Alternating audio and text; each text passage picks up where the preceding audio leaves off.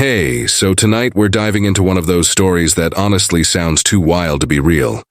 A time when hunger, desperation, and sheer human will collided in the darkest winter on record. And yeah, this isn't your high school history class. This is the kind of story that makes you stop and think about what people are actually capable of when everything's gone. If you're into these deep dives into real history, go ahead and hit like or subscribe. It really helps keep these stories alive. Also, tell me where you're listening from. I love seeing all the different time zones pop up in the comments. All right, get comfortable. Maybe grab a blanket, take a slow breath, and let's step back into a world where survival meant doing the unthinkable. The winter when people had to eat rats just to stay alive.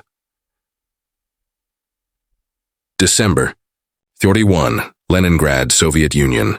They said the city would fall in 2 weeks, but by the time the third winter came, the only things falling were snow and human beings. No one remembers the sound of gunfire anymore, only the silence that came after. A silence so deep you could hear your own stomach twist. By January, people had stopped calling it hunger. They called it the gnawing, because it wasn't just inside them, it was everywhere. The rats had vanished first, the dogs after them, then the cats. Then finally, even the glue from the wallpaper was scraped off and boiled for supper. That's when Anya Ivanova, a 17-year-old girl with frostbitten fingers, decided she wouldn't die quietly. She wrapped her mother's scarf around her neck, took a rusted sled, and stepped into a city that had become an open grave. What she didn't know, what no one could know, was that this winter would become the longest siege in human history. 72 days of starvation, cold, and courage, and that her diary, found half a century later under the ruins of a bombed apartment, would tell the world what it really meant to survive when the world forgot you existed. They said the first thing to die wasn't the body. It was hope. But that winter, even death took its time. When the German army sealed off Leningrad in September of 1941, no one inside the city quite believed it. The radio still played patriotic songs. The newspapers swore that food reserves would last until spring, and for a while people wanted to believe that. They wanted to think that someone, somewhere, had a plan. But then came the first frost. By November, the temperature had dropped below -30 degrees Celsius. Pipes froze. The Neva River turned to glass, and the bread, what little was left, turned into something that wasn't really bread anymore. A gray, sticky paste made from sawdust, flour, and ground-up cellulose. Each person's daily ration, 125 grams. Anya Ivanova kept hers in a tin box under her bed. She was 17, small for her age, with dark eyes and a stubborn streak her mother called dangerous. Every morning she'd take the tiny block out, cut it into 3 perfect pieces with a razor, and eat them 12 hours apart. Breakfast, lunch, and dinner. If you were careless and ate it all at once, you didn't get another chance that day. Her father, a mechanic turned soldier, had been gone since October. Her mother, Marina, was growing weaker, her hands trembling as she tried to boil water from melted snow. The apartment smelled of kerosene and candle wax, and outside, the city was beginning to rot in slow motion. At first, the rats were everywhere. They darted through cellars, gnawed through sacks of grain, and kept people awake at night. Then within a month, they disappeared. Someone said the hospitals had started cooking them. Others said the rats had learned. They knew when humans had become hungrier than they were, and then came the silence. No cars. No voices, just the cracking of wood as people tore doors off their hinges for firewood. Even the bells at St. Isaac's Cathedral stopped ringing. Anya would walk down Nevsky Prospect every morning, counting the bodies frozen to the pavement. The city workers couldn't keep up anymore, so they marked each corpse with a stick stuck into the snow beside it. Sometimes the sticks were the only way to tell where the dead ended and the living began. One day, in late December, she saw something that stayed with her forever. A man in a fur hat was standing near the bakery, holding a child's doll. He wasn't crying, just staring at the empty street. When Anya passed, she realized it wasn't a doll at all. It was a baby wrapped in cloth already gone. He was waiting for someone to take it. That night, she wrote in her diary, "Today, the wind sounded like screaming. I think the city itself is starving." She didn't know that her words, scribbled on brittle paper, hidden behind a loose brick, would survive long after the bombs stopped falling. By January 1942, people began to vanish in another way. Whispers spread to dark, shameful ones. The police found evidence in basements. Bones stripped clean, human fat melted for cooking. The official reports called it extreme measures, but the people had another word for it. Still, even then, there was kindness. Strangers shared a match. Mothers gave their last bread crust to their children. A violinist played in the ruins of a concert hall for an audience too weak to clap. And somewhere, deep inside that frozen city, something unbreakable refused to die. Anya would remember her mother's voice that night. We're not animals yet. As long as we remember who we are, we're still human, she believed her. Until the day came when she had to choose between her mother's words and her mother's life. The frozen road. The morning she decided to leave the apartment, Anya didn't tell her mother.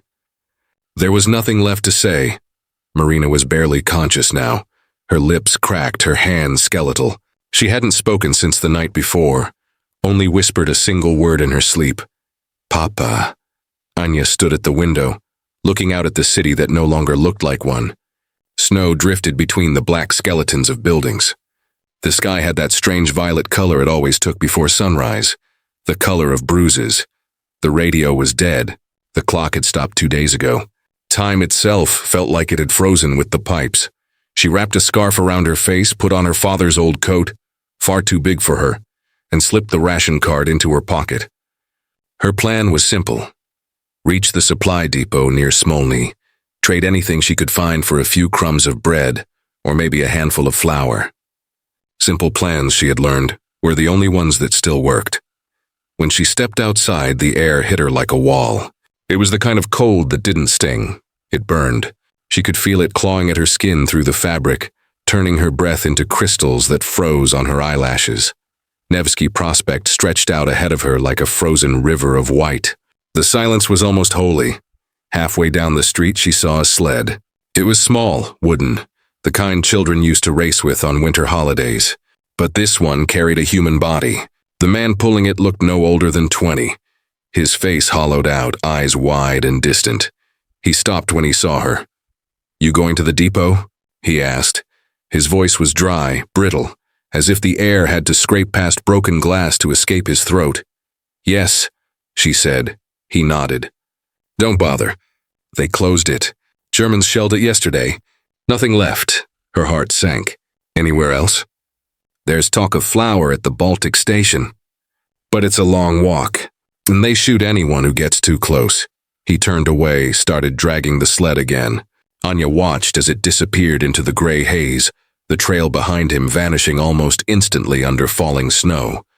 The hunger was a living thing now. It sat in her belly like a stone, heavy and silent, gnawing from the inside. She'd learned tricks to quiet it, sipping warm water, chewing paper, smelling burnt wood, but nothing really worked. By midday, she found herself near the frozen Neva. A line of people stretched across the ice, thin shadows carrying buckets and sacks, each waiting for a turn at a single hole cut through the ice. Water was life even when it tasted of metal and smoke. An old woman next to her whispered, Careful. The ice breaks sometimes.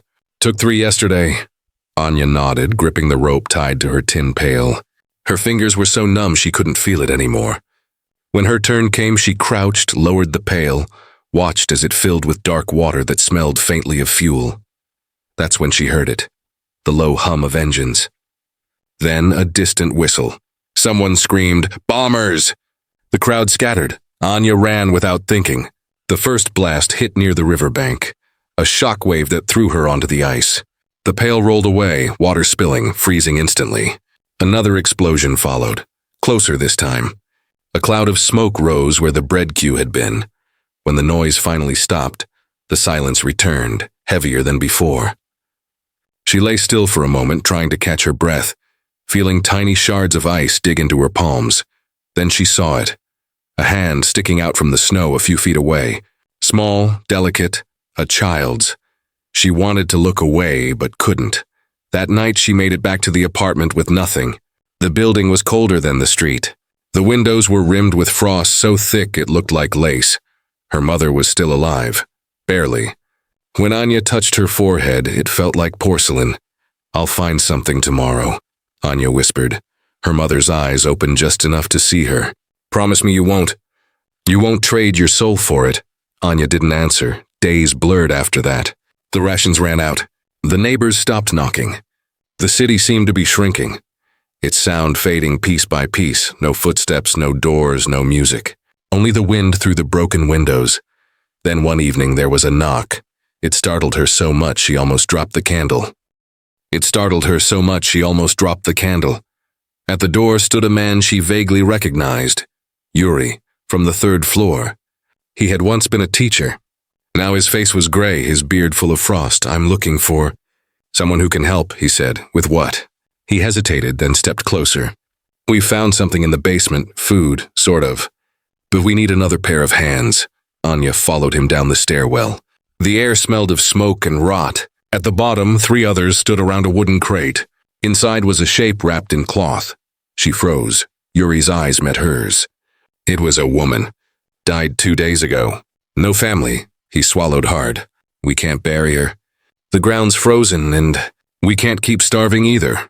The silence that followed felt like a knife. She turned away, bile rising in her throat. Yuri's voice broke. "You think I want this? None of us do. But it's death either way." She climbed the stairs without looking back. By the time she reached her apartment, she was shaking so hard she could barely hold the door handle. Inside, her mother's bed was empty. The blanket was folded neatly. The window was open, and on the table was the scarf Anya had worn the day before, wrapped around a small piece of paper. In her mother's fading handwriting, it read, "I couldn't wait. I went to find your father. Stay alive, my girl. Live enough for both of us." Anya didn't cry. The tears had stopped weeks ago. She just sat there, in the dim light of the dying candle, until the flame flickered out and the world disappeared again into black. She woke the next morning to the sound of boots outside. Soviet patrols moving through buildings, checking papers, removing bodies. When they knocked, she let them in. One of the soldiers looked barely older than she was.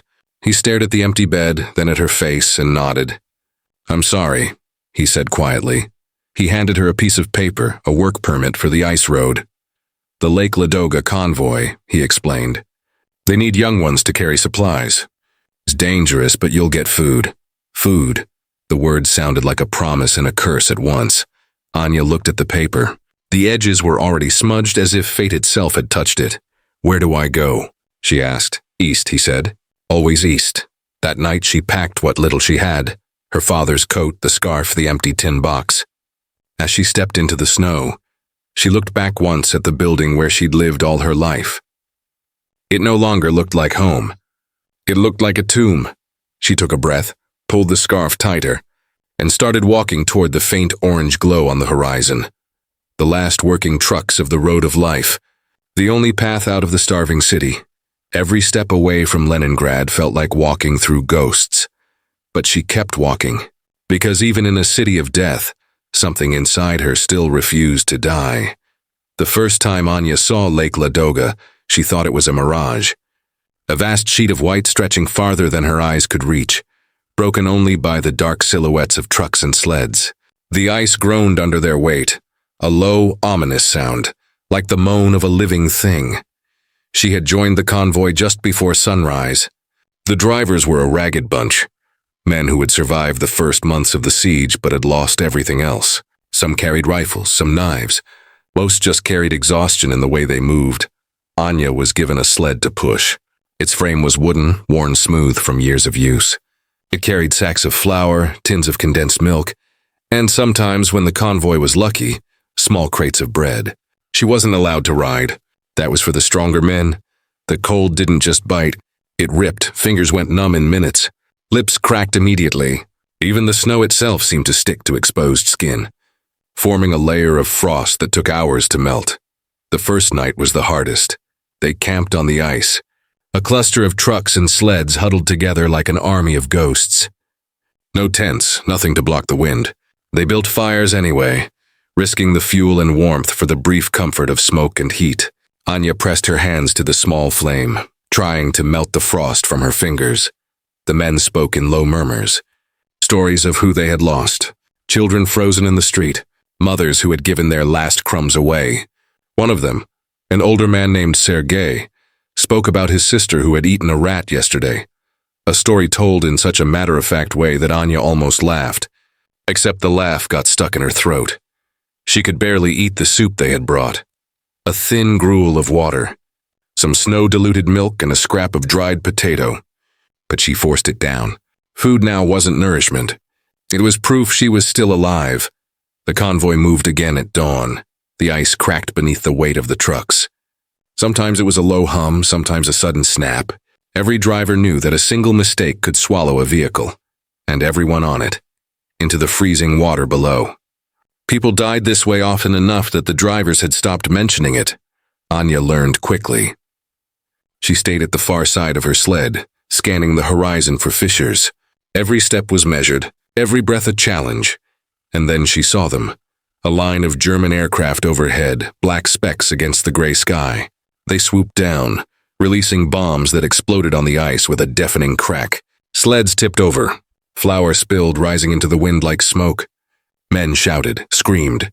One truck skidded sideways and fell through the ice with a roar that seemed impossibly loud for the frozen expanse around them. Anya ran. She pushed her sled as hard as she could, feeling her arms burn and her lungs freeze. The ice trembled beneath her feet. She thought she was going to die, but somehow the convoy pushed on, dragging the survivors forward across the frozen lake. By the time the planes were gone, she was shaking so hard she could barely lift the sled.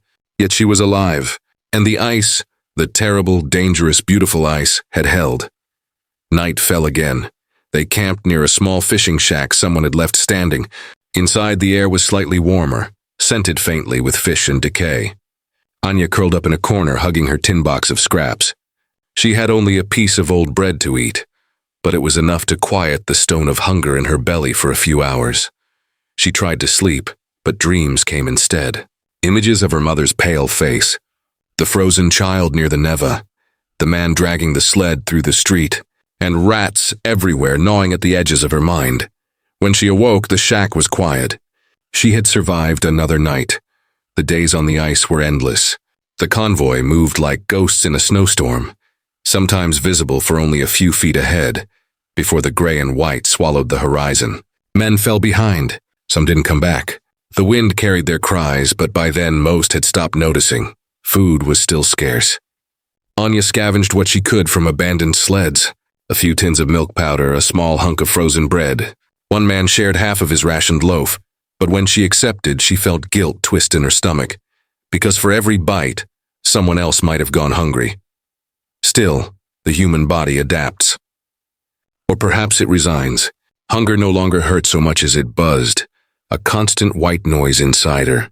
And somehow she kept moving. Somehow she survived. Then came the storm. It appeared suddenly, rolling over the horizon like a living wall. The snow whipped sideways. Visibility dropped to zero. Trucks disappeared into the white. Sleds toppled. The ice itself seemed to shift beneath them. The convoy stopped. Men shouted. Some tried to light fires, but the wind swallowed the flames. Anya crouched low behind her sled, wishing she could disappear into the snow. When the storm finally ended, the convoy counted the missing. 7 men, 2 trucks, 1 sled, hers, had been buried under drifted snow. She dug it out with her bare hands. By the time she had finished, frostbite had set into her fingers. The pain was sharp, screaming, but she didn't dare cry. Tears would freeze on her cheeks before they hit the ground. They reached the edge of the city eventually.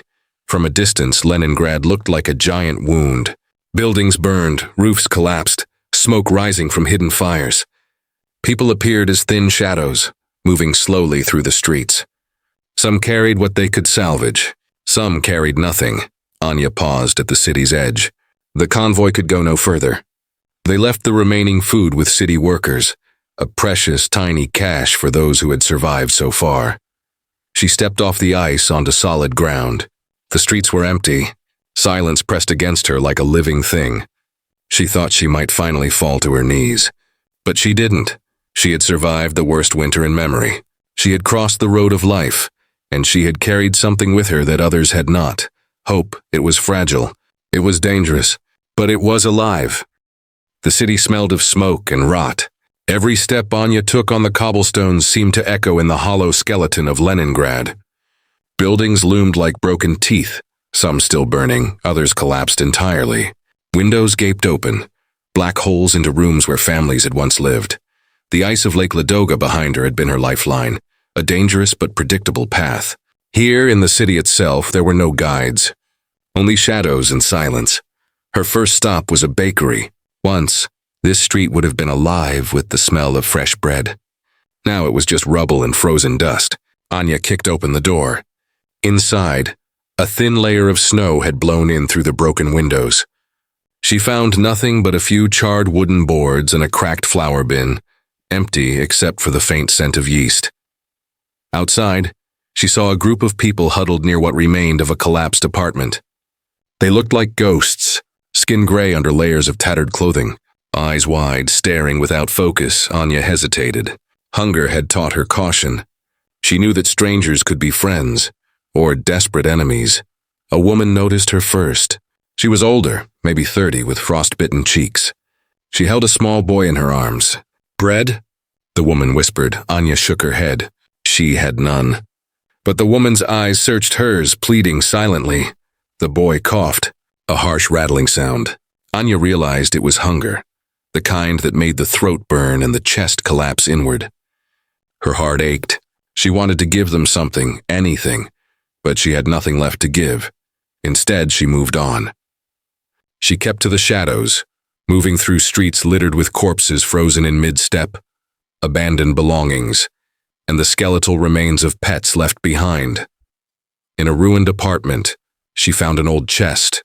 Inside were tins of fish, partially rotted but not completely spoiled. Anya knew the risk. Eating spoiled food could kill faster than hunger sometimes. But she was too weak to care. She swallowed pieces of the fish cold, chewing quickly to avoid vomiting. The taste made her gag, but it kept her alive. By the second night, she was wandering through a district she didn't recognize. Fires from neighboring buildings lit the snow in a ghostly orange glow. Every flicker revealed more bodies, more loss. A man approached her. He was young, probably only a few years older than Anya. His eyes were hollow, but there was a spark of recognition when he saw her. "You're heading north?" he asked. "I don't know," Anya admitted. "Be careful," he said. "The people up there, they're desperate. You might not survive." Desperate. That word followed her. She had heard it before, whispered among families scraping together scraps of bread. She had seen it in the eyes of her neighbors, and now she understood its true meaning. It was the line humans crossed when survival no longer felt like enough to justify morality. The next day, she came across a small church, mostly intact, but shuttered. Inside, the pews were broken, some burned. Candles had melted into long rivers of wax. Anya sank to the floor, curling into herself. She heard movement behind the altar. Soft, careful. A young man emerged. He was barefoot, dirty, and shivering violently. In his arms was a small bundle wrapped in rags. Anya realized with horror it was a cat. He had killed it for food. The sight made her stomach twist. She had seen people eat rats on the ice, rats caught in desperation. She had thought she could understand that, maybe even accept it. But this was different. The humanity she had clung to was cracking. He noticed her staring. "You're starving too," he said. His voice was low, almost a growl. "Don't look at me like that. I didn't want to do it, but I had no choice." Anya nodded. Words felt useless. Hunger had made communication fragile, limited to survival. For days, she moved through the city, learning the rhythm of starvation. People scavenged whatever they could, frozen vegetables, scraps of animals, even wallpaper glued for starch.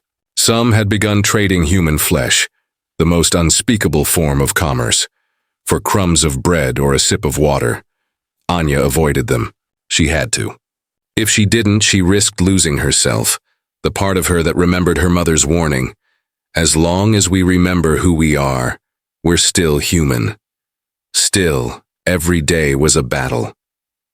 Her legs ached, her stomach ached, and her fingers were permanently numb from frostbite. But she kept moving. Somehow she had survived the frozen lake. Somehow she had survived crossing into the city. Now she would survive inside it, if she could. One night, she stumbled across a small group huddled in an abandoned warehouse. They were all children, some barely older than 10. One of them, a boy named Mikhail, offered her a small hunk of bread. "Found it yesterday," he said. Not much left. Anya took it gratefully. She hadn't realized how hollow she felt until the warmth of food hit her belly. She ate slowly, savoring every crumb. Around the small fire, the children whispered stories, some frightening, some ridiculous. They had survived this long by imagination as much as anything else. For the first time in weeks, Anya felt a fragile sense of belonging, but the city wasn't safe. Not really. They all knew it. The next morning, a scream echoed down the street. Anya and the children ran. Near the market, a man had collapsed. People stood around, arguing whether to help him or take his belongings. The screams were sharp, piercing, and cold. Hunger made people cruel. It made them reckless. Anya pulled Mikhail back. "We have to go," she whispered. Now. They ran through the ruined streets, avoiding the worst of the survivors, avoiding the soldiers and the patrols. Every shadow could hold a threat. Every building could collapse. And through it all, hunger gnawed relentlessly, driving them forward. By the time they reached the outskirts of the city, Anya understood something she hadn't before. Survival wasn't about courage or morality. Survival was about movement. Forward, always forward. Her mother's note. "Live enough for both of us," echoed in her mind. Anya realized that the only way to honor it was to keep going, no matter what horrors she encountered. The city behind her was a graveyard. The lake behind her had been merciless, and yet in front of her, there was still a path, narrow and dangerous, but real, and Anya Ivanova would walk it step by step, with the gnawing of hunger in her belly and the memory of her mother in her heart. The outskirts of Leningrad were worse than anything Anya had imagined. Buildings collapsed into jagged ruins, streets filled with frozen rubble. Every step reminded her that death didn't wait for anyone. It moved quietly, efficiently, like the wind scraping snow across a frozen field. She and Mikhail kept moving, following the faint tracks of other survivors, hoping they weren't leading into a trap. Hunger had sharpened every sense she had. Every shadow could hide someone desperate enough to kill for a scrap of bread. By the second night outside the city, they found a small group huddled in the remains of an old factory. Men and women, ragged, frostbitten, carrying what little they had. Some held children who had lost the strength to walk. Anya watched from the shadows. Hunger made them bold and reckless. She had seen glances exchanged that meant steal or be stolen from. But there was also something else. The faint pulse of humanity, flickering but not yet extinguished. A man stepped forward.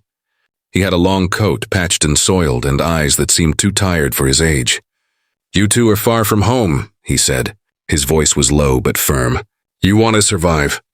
You come with us. We stick together. There's safety in numbers, even if it's small." Mikhail nodded quickly, eager for any protection. Anya hesitated. She didn't trust anyone anymore, not yet. But the thought of shelter, of warmth, of bread, no matter how little, was too tempting. She stepped forward. The group moved slowly through ruined streets, scavenging for food along the way. Sometimes it was frozen vegetables buried under the snow. Sometimes it was a tin of condensed milk left behind by someone who had vanished. Every find was a victory, a temporary reprieve. By the third night, hunger had driven them to desperation. They were out of everything edible, except what they found crawling through the rubble. Rats. Anya had avoided them at first, as everyone did. But the group's leader, a woman named Tatiana, had no hesitation. She caught one with her bare hands, held it up like a prize. "No shame in this," she said. "Better to eat this than die." Anya's stomach twisted. She had seen it before on the ice of Lake Ladoga, but seeing it now, in her hands, brought the reality of hunger crashing into her soul. She watched as Tatiana killed the rat, cleaned it, and cooked it over a small fire. The smell was awful, metallic, but the warmth of food finally made her hand stop shaking. When her turn came, she bit into the meat. The flavor was bitter, earthy, unnatural, but it was food, and for the first time in weeks she felt her strength returning. Not enough to celebrate, but enough to survive. The days blurred into each other. Hunger was constant, cold was constant, death was constant. She witnessed things that could not be unlearned. Neighbors trading scraps of food for body parts, children begging for scraps of rats, mothers breaking down as they decided who would live and who would not. The city had become a machine, grinding everything in its path into dust, frost, and memory. Through it all, Anya clung to the idea of hope. Small sparks, a shared ration, a whispered joke, a fire in the corner of a broken building, kept her moving. But every day the gnawing inside her grew louder. It wasn't hunger alone. It was the weight of watching humanity stripped to its bones. One night the group camped near the ruins of a hospital. Inside, the smell was unbearable. Rot, decay, smoke, and death. They had to cross the ward to reach a storeroom, rumored to have leftover flour. As Anya walked through the dark halls, she saw the bodies first. Patients, nurses, everyone gone. Some frozen in the corridors, some scavenged down to nothing. She stepped carefully, trying not to slip on the patches of ice. In a side room, she found a small cupboard. Inside were a few tins of fish, some grains, and a handful of dried bread. It wasn't much, but it would keep the group alive for a day or two. She shared the food quietly, grateful that even in death the city offered a small mercy. The psychological toll was relentless. People whispered to themselves. Children cried quietly, afraid to be noticed. Adults murmured about hallucinations. Anya started to see things too. Shadows moving where there were none. Voices calling her mother's name. She knew it was the hunger and cold playing tricks, but it felt real. And when it felt real, it was terrifying. Still, she survived. And survival became a discipline. Food first. Warmth second. Sleep third. Morality was optional. The first hint of spring came as a cruel joke. The snow began to melt in places, turning streets into rivers of slush and mud. It made movement slower, more dangerous. Bodies that had been frozen solid began to leak into the streets. Rats returned, bolder now, hunting alongside the survivors. Anya saw a man catch one like Tatiana had and cook it. She ate again without hesitation this time. The taste was nothing. Only survival mattered. By the end of Section 4, Anya had learned the harshest lesson of all. The human body is fragile, but human will is far more dangerous. It could push you past hunger, past cold, past shame, even past fear. And in a city like Leningrad, that will was the only thing keeping anyone alive. Anya kept moving forward, one careful step at a time, carrying her small strength like a torch. Every day was a victory, every breath a miracle. And in the shadows of starvation, she began to understand that surviving this winter would not just be about food. It would be about remembering who she was and refusing to become what the city demanded. Spring came slowly. At first it was nothing more than a subtle shift in the air, a slight thawing that made the snow less crisp and the wind less sharp. But in Leningrad, even the smallest change was significant. A reminder that time moved on. Indifferent to the dead and starving, Anya noticed the ice patches melting into dark, cold puddles that reflected broken buildings and twisted metal. The slush slowed her steps and made her boots heavy. Each movement was a test of strength and balance, every slip a potential death trap. Yet she kept going. The group she had joined had grown slightly. A few scavengers had joined them along the way, including a boy no older than 12 named Sasha and an older woman, Lydia, who seemed to have survived the worst because of sheer stubbornness. Food remained scarce, and the ethical dilemmas became sharper every day. One afternoon, they stumbled across a small store, mostly intact.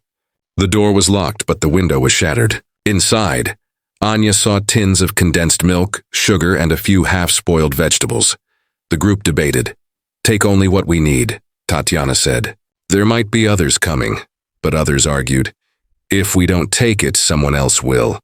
And they might take it from us later." Anya watched quietly, stomach twisting. Hunger had turned people into predators in subtle ways, and even those she trusted seemed ready to argue over scraps of spoiled food. She decided to follow the compromise, taking just enough for a few days. Night fell. They camped in the ruins of a church. The bell tower collapsed, but the walls still standing enough to block some wind. Fires were lit carefully, smoke curling into the sky. The smell of burning wood was almost luxurious after weeks of nothing. Anya sat beside Mikhail and Sasha, peeling a small piece of hardened bread. They ate slowly, savoring it like it was ambrosia. Even rats, which had become a grim supplement to their diet, didn't have the same emotional weight now. Survival had a way of dulling horror. The psychological toll continued. Shadows moved where there were none. Whispers floated through empty streets. Anya sometimes thought she saw her mother in the distance, thin and pale, calling her name. She always blinked, and the vision vanished. One night, as they camped near the outskirts, a patrol approached. The Soviet soldiers were haggard but armed. Out. One shouted, "Move on! This is not a safe area." The group scattered into the ruins. Anya hid behind a fallen wall, chest tight with fear. Mikhail clutched her hand, trembling. The soldiers passed. When it was safe, Anya whispered to the group, "We have to keep moving." "There's no safety here," they nodded. She realized that survival now meant constant motion. No resting, no lingering. The city itself was a threat. A week later, they discovered other children scavenging alone. Gaunt faces, eyes hollowed from starvation.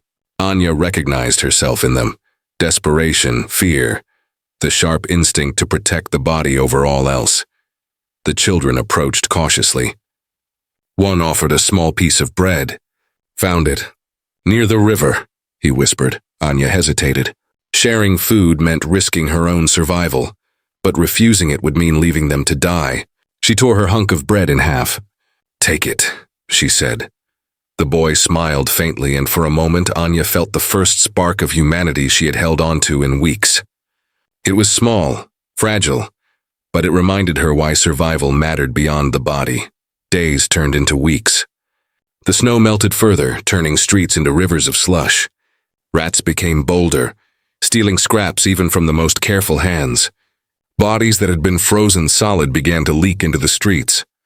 Hunger sharpened every decision, every glance, every movement. Anya learned to watch for threats, both human and animal. She learned to ration, to improvise, to calculate the worth of a single bite against survival for the next day. The city had become a classroom for the harshest lessons.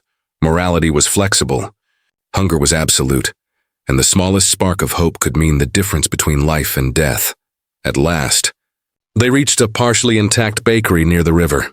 Smoke rose faintly from a hidden corner. Someone was cooking. Cautious, the group approached. Inside, they found a woman and her daughter, both alive but barely. The woman offered a piece of bread to Anya and her companions. Anya accepted, tears of relief pricking her eyes. The taste of bread, warm and real, brought back memories of better times, of her mother, of home. For the first time in weeks, Anya allowed herself to believe that survival might not just be possible.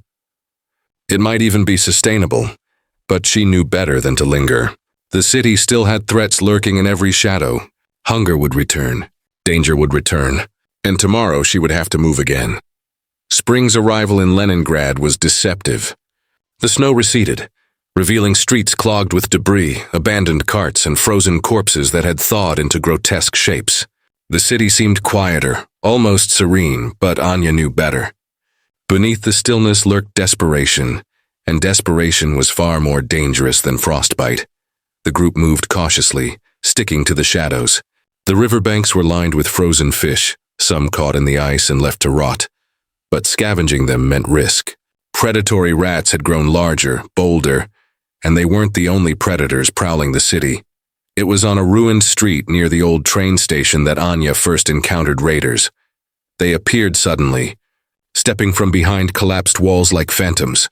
Men and women, armed with knives and makeshift clubs, faces gaunt but eyes sharp with hunger and cunning. They didn't just want food, they wanted control and they wanted fear. "Hand it over," the leader barked, his voice like gravel. "All your food." "Every scrap," Tatiana stepped forward. "We don't have much," she said. Her voice was steady, but Anya could feel the tension coiling like a spring. The raiders laughed. "Then give it all anyway." Anya's stomach churned. Hunger made her body weak, but her mind was alert. She glanced at Mikhail, at Sasha. These children were relying on her, and she knew with absolute clarity that survival wasn't just about enduring cold or starvation anymore. It was about protecting the fragile lives still left. The first blow came from the leader's club. Tatiana blocked it, but it was enough to send a splinter of wood into her shoulder. Chaos erupted. Anya grabbed a piece of rubble, swinging blindly. her adrenaline masking exhaustion.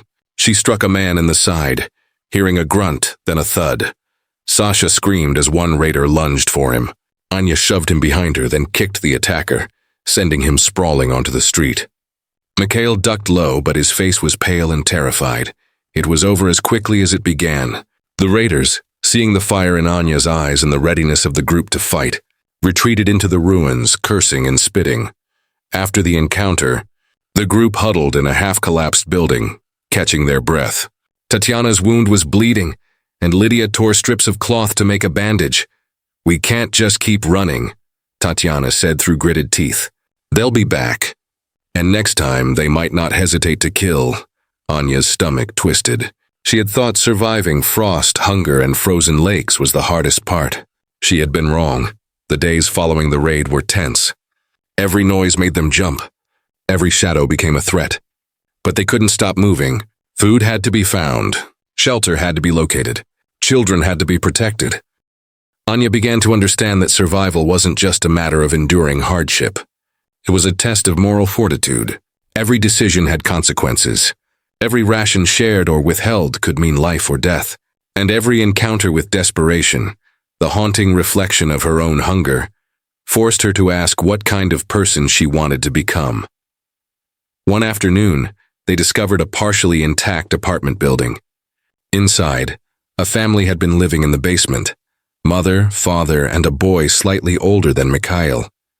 They had been scraping together survival through scavenged food and tiny victories. The occasional loaf of bread, frozen vegetables from the market, a handful of berries growing stubbornly in a courtyard. The family welcomed them cautiously, offering what little they had.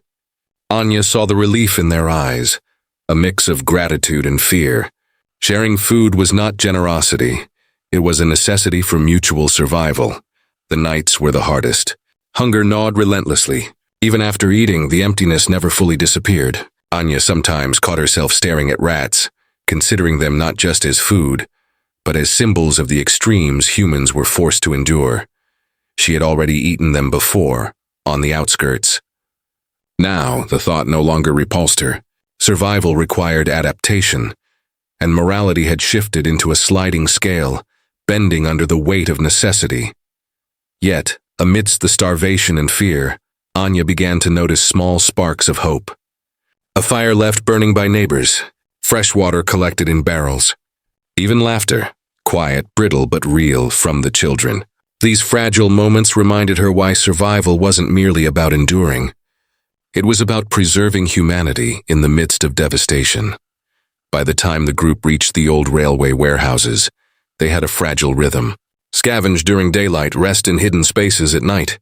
Share food sparingly. Protect the weak. Avoid raiders. Avoid soldiers. Avoid death itself. Anya, once only concerned with her own survival, began taking stock of the group's dynamics. She saw how Tatiana made decisions that balanced ruthlessness with compassion. She noticed Mikhail and Sasha absorbing every lesson, their small bodies already hardened by necessity, and she realized with both pride and fear that she had changed too. The Anya who had crossed Lake Ladoga, trembling in the cold and hunger, was not the Anya who now moved confidently through ruined streets, calculating danger and opportunities with unerring precision. She was stronger, harder, smarter, and more wary than ever of the city's dark heartbeat. Spring in Leningrad was a cruel teacher. The snow had melted into mud, streets were rivers of slush, and the once frozen corpses were beginning to decay, filling the air with a stench that burned the lungs. Yet amidst the filth and rot, life clung stubbornly to the city's edges. Anya's group had learned the rules of survival: move quietly, ration food, and avoid confrontation whenever possible. But safety was a fragile illusion, and hunger still gnawed like a living thing. One morning, Tatiana led them to a partially abandoned bakery near the river. Smoke curled faintly from the chimney. Someone was still alive inside. Anya froze, instinct screaming caution. "Could be raiders," she whispered. Tatiana shook her head. "Or survivors. Either way, we need supplies." The group moved cautiously, scanning the streets and broken windows. Inside the bakery, they found a small cache, flour, a few tins of milk, and a crate of frozen potatoes. Enough to feed the group for several days if rationed carefully. Mikhail's eyes lit up. "Bread?" he whispered. Tatiana smiled faintly. "Bread, if we're careful." Anya's stomach twisted with both relief and guilt. The cash was enough to survive for a few days, but it was also enough to attract others. Survival had a way of turning abundance into danger. That night, the group set up a hidden camp in the bakery's back room. Fires were small, carefully shielded to prevent smoke from drawing attention. Anya sat beside the warmth, peeling a small potato and gnawing at it slowly. Hunger was no longer a simple matter of discomfort. It shaped decisions, conversations, and trust. Even within the group, tension simmered. One night, Sasha was caught sneaking an extra piece of bread. Tatiana scolded him gently, but the look in Anya's eyes said something different. Survival sometimes required selfishness, no matter how bitter it tasted. The next morning, while scavenging for water along the riverbank, Anya and Mikhail encountered another group of survivors. They were gaunt, desperate, and clearly on the edge of panic. One man had a knife at the throat of a young girl, demanding her rations. Anya's heart froze. She had seen too many children suffer to remain passive. Without thinking, she picked up a heavy piece of driftwood and swung it with everything she had.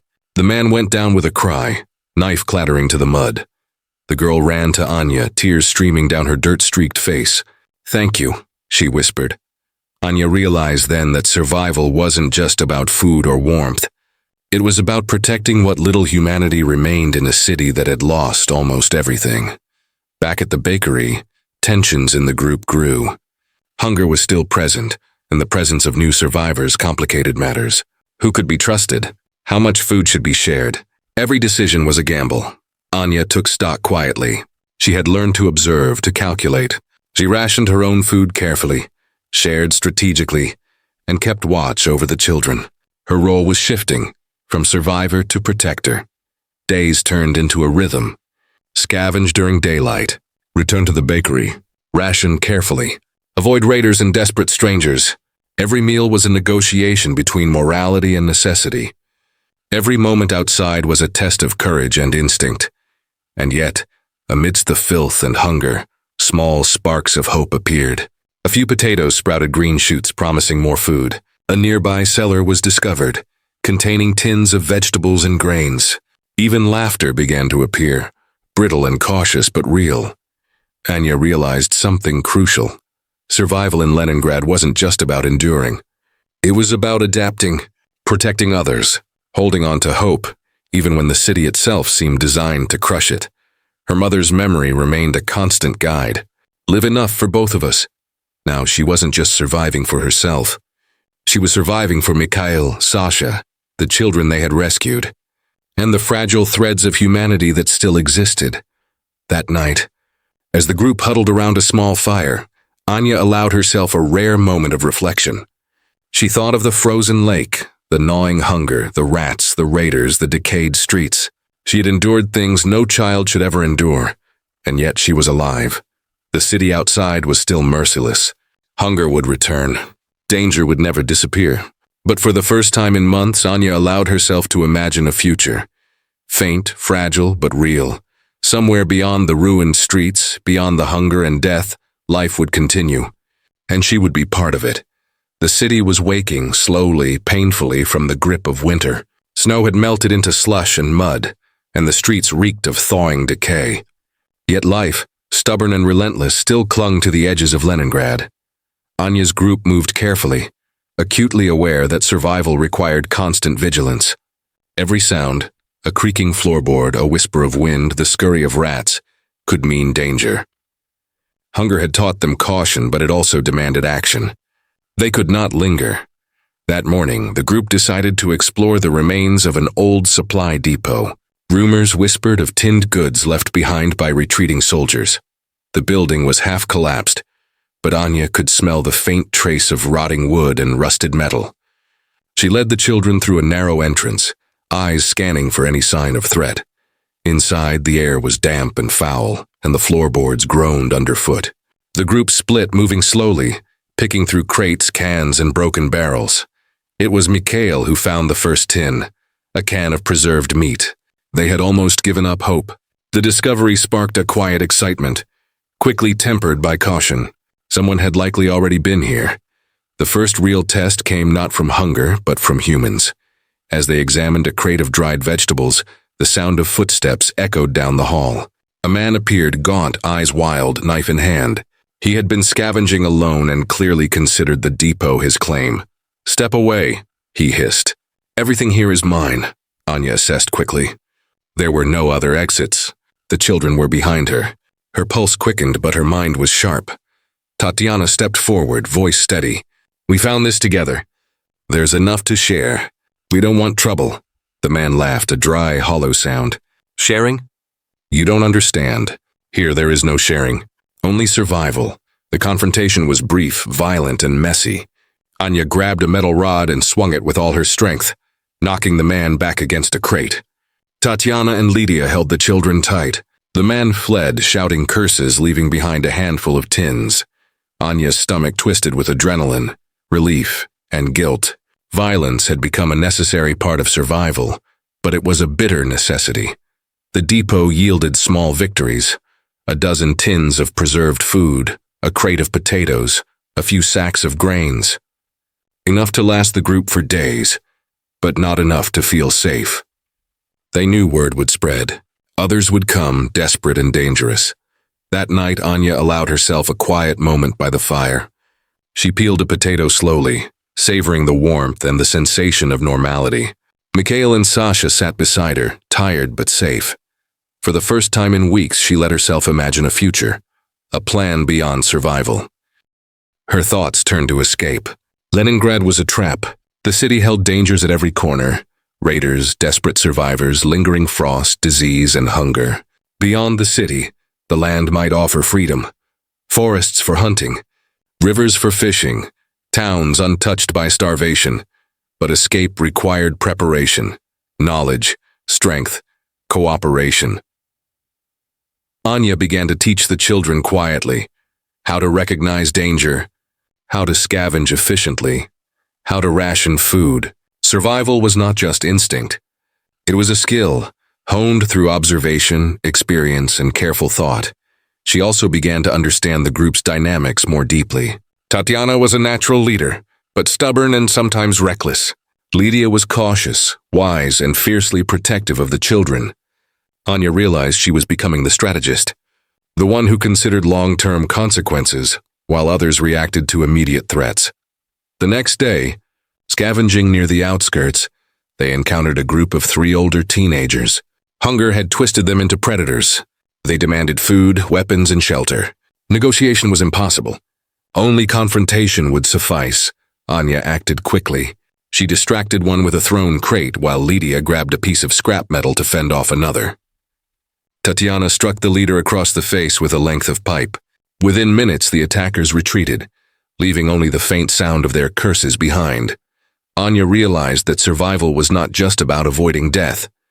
It was about asserting control over the smallest measure of safety she could claim. Every decision, every action had consequences, and hesitation could cost lives. By nightfall, the group returned to the bakery-turned-camp. The children slept fitfully, clutching the few rations they had. Anya sat by the fire, peeling potatoes, and contemplated the months behind and the uncertain months ahead. Hunger would return. Danger would return. Death lurked in every shadow. But so did hope. Anya's plan for escape was not immediate, but it existed. She had learned to move quietly, fight if necessary, protect those weaker than herself, and ration with precision. She had endured the harshest months of winter, crossed frozen lakes, faced starvation, and stared into the eyes of desperation itself. She knew now that survival in Leningrad was not about luck. It was about resolve, about strategy, about retaining the spark of humanity when everything around you demanded cruelty. And Anya Ivanova was determined not only to survive, but to rise beyond the city's shadow, to carry the living, protect the fragile, and find a future that hunger and death could not claim. Spring had begun to settle over Leningrad, though it was still bitter and uncertain. The snow melted into slush, rivers carried debris, and the stench of decay lingered in every street. But for Anya and her group, it also brought a fragile sense of possibility, a hint that survival might stretch beyond mere endurance. The city had changed them all. Hunger had stripped away illusions, cold had hardened their bodies, and fear had sharpened their instincts. Anya herself had transformed from a frightened child into a strategist, protector, and symbol of cautious hope.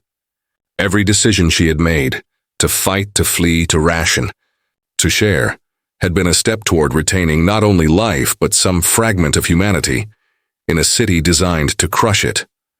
The bakery-turned-camp had become their stronghold. They had enough supplies for now. Tins of preserved food, flour, potatoes, and grains carefully rationed. The children had survived, and the older members of the group had begun to trust one another in ways that were fragile but real.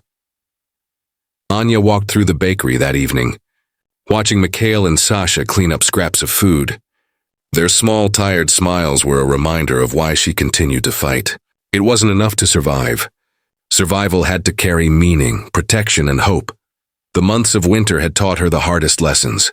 Hunger was absolute, leaving no room for sentiment. Death could be sudden, from frost, starvation, or human cruelty. Morality was malleable when survival demanded it. Humanity was fragile, but it could endure if nurtured carefully. She had seen the worst of people: raiders, desperate scavengers, children left to starve. She had seen the best: compassion in the smallest acts, protection of the vulnerable, courage under impossible circumstances. And now, as the first true green shoots pushed through the rubble and mud outside the city, Anya allowed herself a moment of cautious optimism. They were alive. They were together. And for the first time she believed that survival could lead not just to life, but to a future. The journey ahead would be treacherous. Leaving the city would mean facing unknown dangers: hostile survivors, wild landscapes, disease, and hunger anew. But Anya knew that the alternative, remaining trapped in Leningrad's frozen shadow, was a slow death she would no longer accept. She stood by the window watching the gray light of early spring touch the city. The snow was melting, rivers of slush running through streets littered with decay and memory.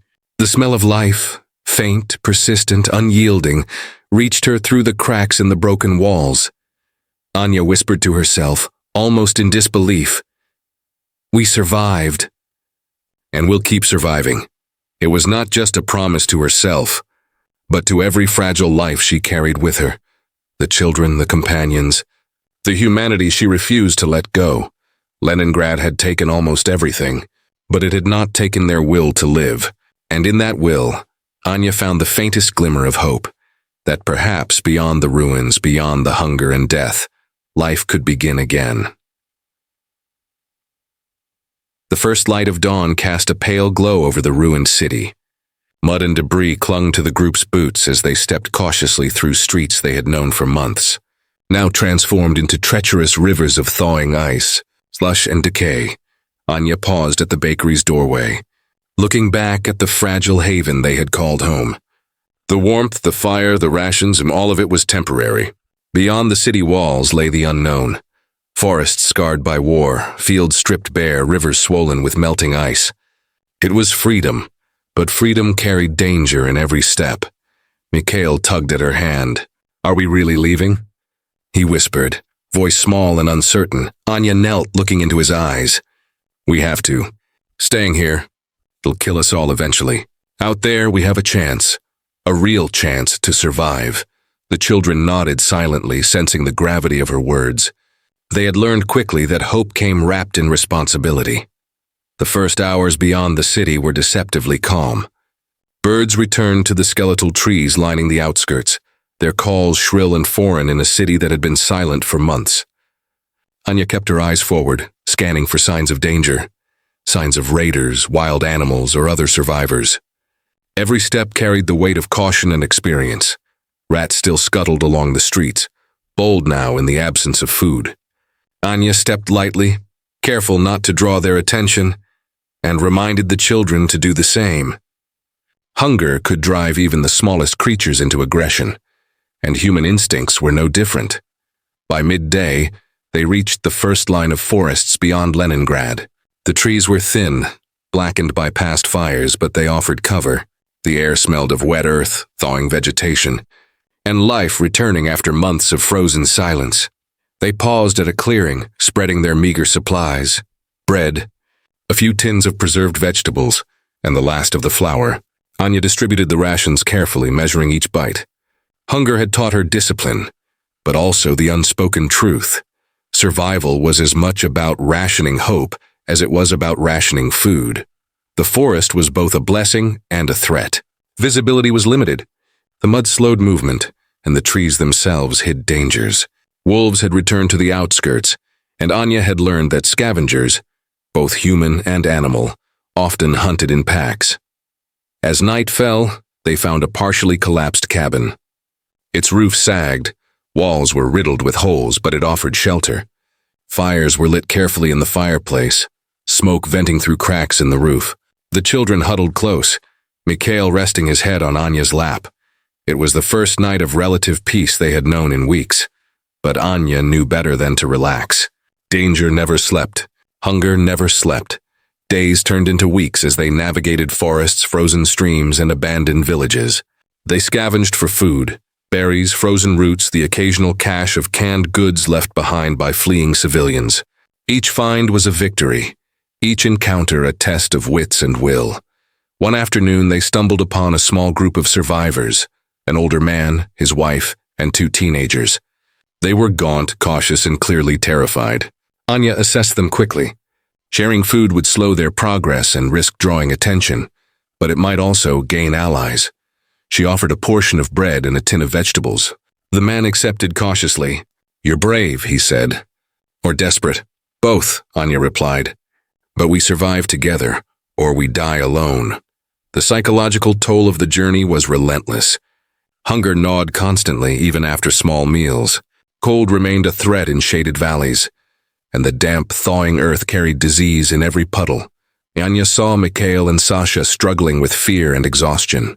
She reminded herself that protecting them was not just about shielding them from death, but preserving their humanity, teaching them to forage, to ration, to move quietly. These lessons were as important as the food she provided. A week into the forest, the group encountered raiders again. Older teenagers, hungry and aggressive, armed with knives and clubs. Negotiation failed. Anya took the lead, using fire and noise to intimidate and drive them away. The encounter left everyone shaken, but alive. It was a stark reminder that survival was not just about food or warmth. It was about strategy, courage, and decisiveness. Hesitation could cost everything. By the end of the second week, the forest began to thin, giving way to open fields scarred by war. The air smelled different here, a mixture of thawing mud, distant smoke, and the faint hint of farmland still in use. Anya allowed herself a cautious hope. For the first time in months, the horizon seemed more than just a barrier. It seemed like a destination. But she also knew that freedom was fragile. Hunger could strike suddenly. Raiders could appear without warning. And the children, small and vulnerable, remained the most precious responsibility she carried. As the sun set on the third week, Anya stood on a ridge overlooking a small village. Smoke rose faintly from chimneys, people alive and perhaps unaware of the horrors just beyond the city. She felt a surge of determination. They had survived Leningrad's winter. They had crossed forests, streams, and the constant threat of starvation. And now, a new challenge awaited. Living, truly living in a world that had been stripped bare by war, winter, and hunger. Anya whispered to herself, as she always did, "We survived, and now we continue, no matter what comes next." The village looked almost untouched from a distance. Small houses clustered together, smoke rising from chimneys, a faint hum of life drifting on the wind. Anya's first instinct was caution. After months of hunger and violence, she had learned that appearances were often deceiving. "Stay close," she whispered to the group. "We don't know who's here or what they've become." The children nodded, eyes wide but alert. Mikhail clutched her hand tightly, and Sasha kept his gaze on the tree line. Even Tatiana, usually confident, scanned the edges of the village warily. They approached a small barn on the outskirts, drawn by the faint scent of stored grain. Inside they found a young man, gaunt but alert, tending to a few sacks of wheat. He froze when he saw them, knife in hand, ready for defense. Anya stepped forward slowly, hands raised. "We mean no harm," she said.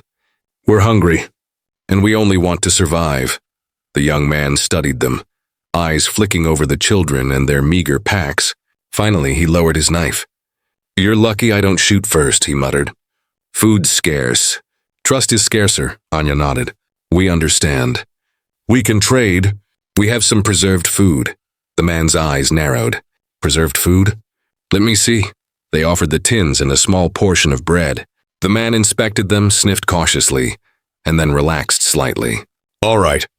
You can stay a night. But you leave at dawn. No excuses." Tatiana exhaled sharply. "Better than nothing," Anya agreed silently. Temporary shelter and a warm fire were precious commodities. They cleaned themselves as best they could and prepared a small meal.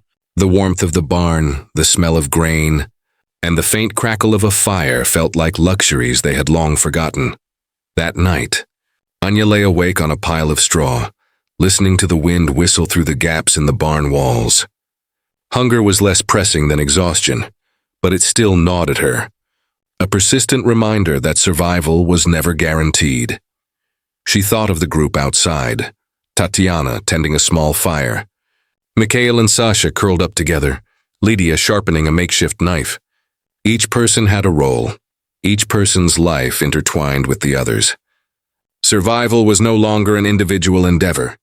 It was collective, fragile, and deliberate. Morning brought new challenges.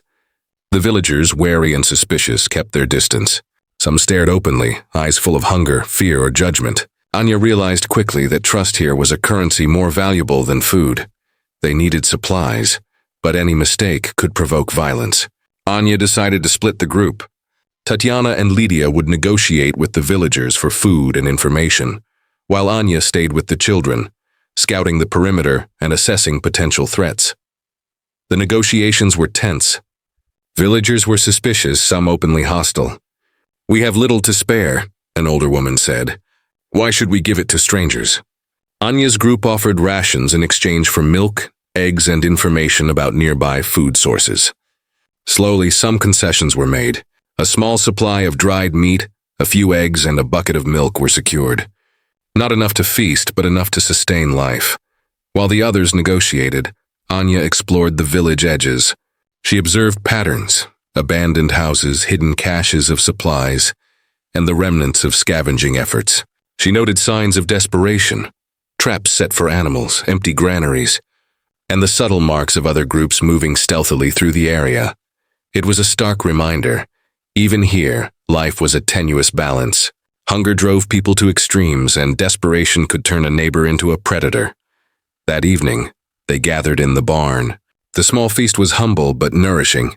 Anya watched the children eat first, savoring every bite. For a moment, she allowed herself to imagine a life beyond constant fear. But reality intruded swiftly. Outside the barn, shadows moved. The distant clatter of tools, the whisper of voices, the subtle shifting of figures in the dark. Raiders, desperate villagers, or simply the wind playing tricks. Anya tightened her grip on her makeshift weapon. She had learned to expect the worst and plan accordingly. Every night was a gamble. Every shadow a potential threat. The days in the village passed in cautious rhythm. They scavenged what they could, negotiated for supplies, and reinforced the barn's weak walls.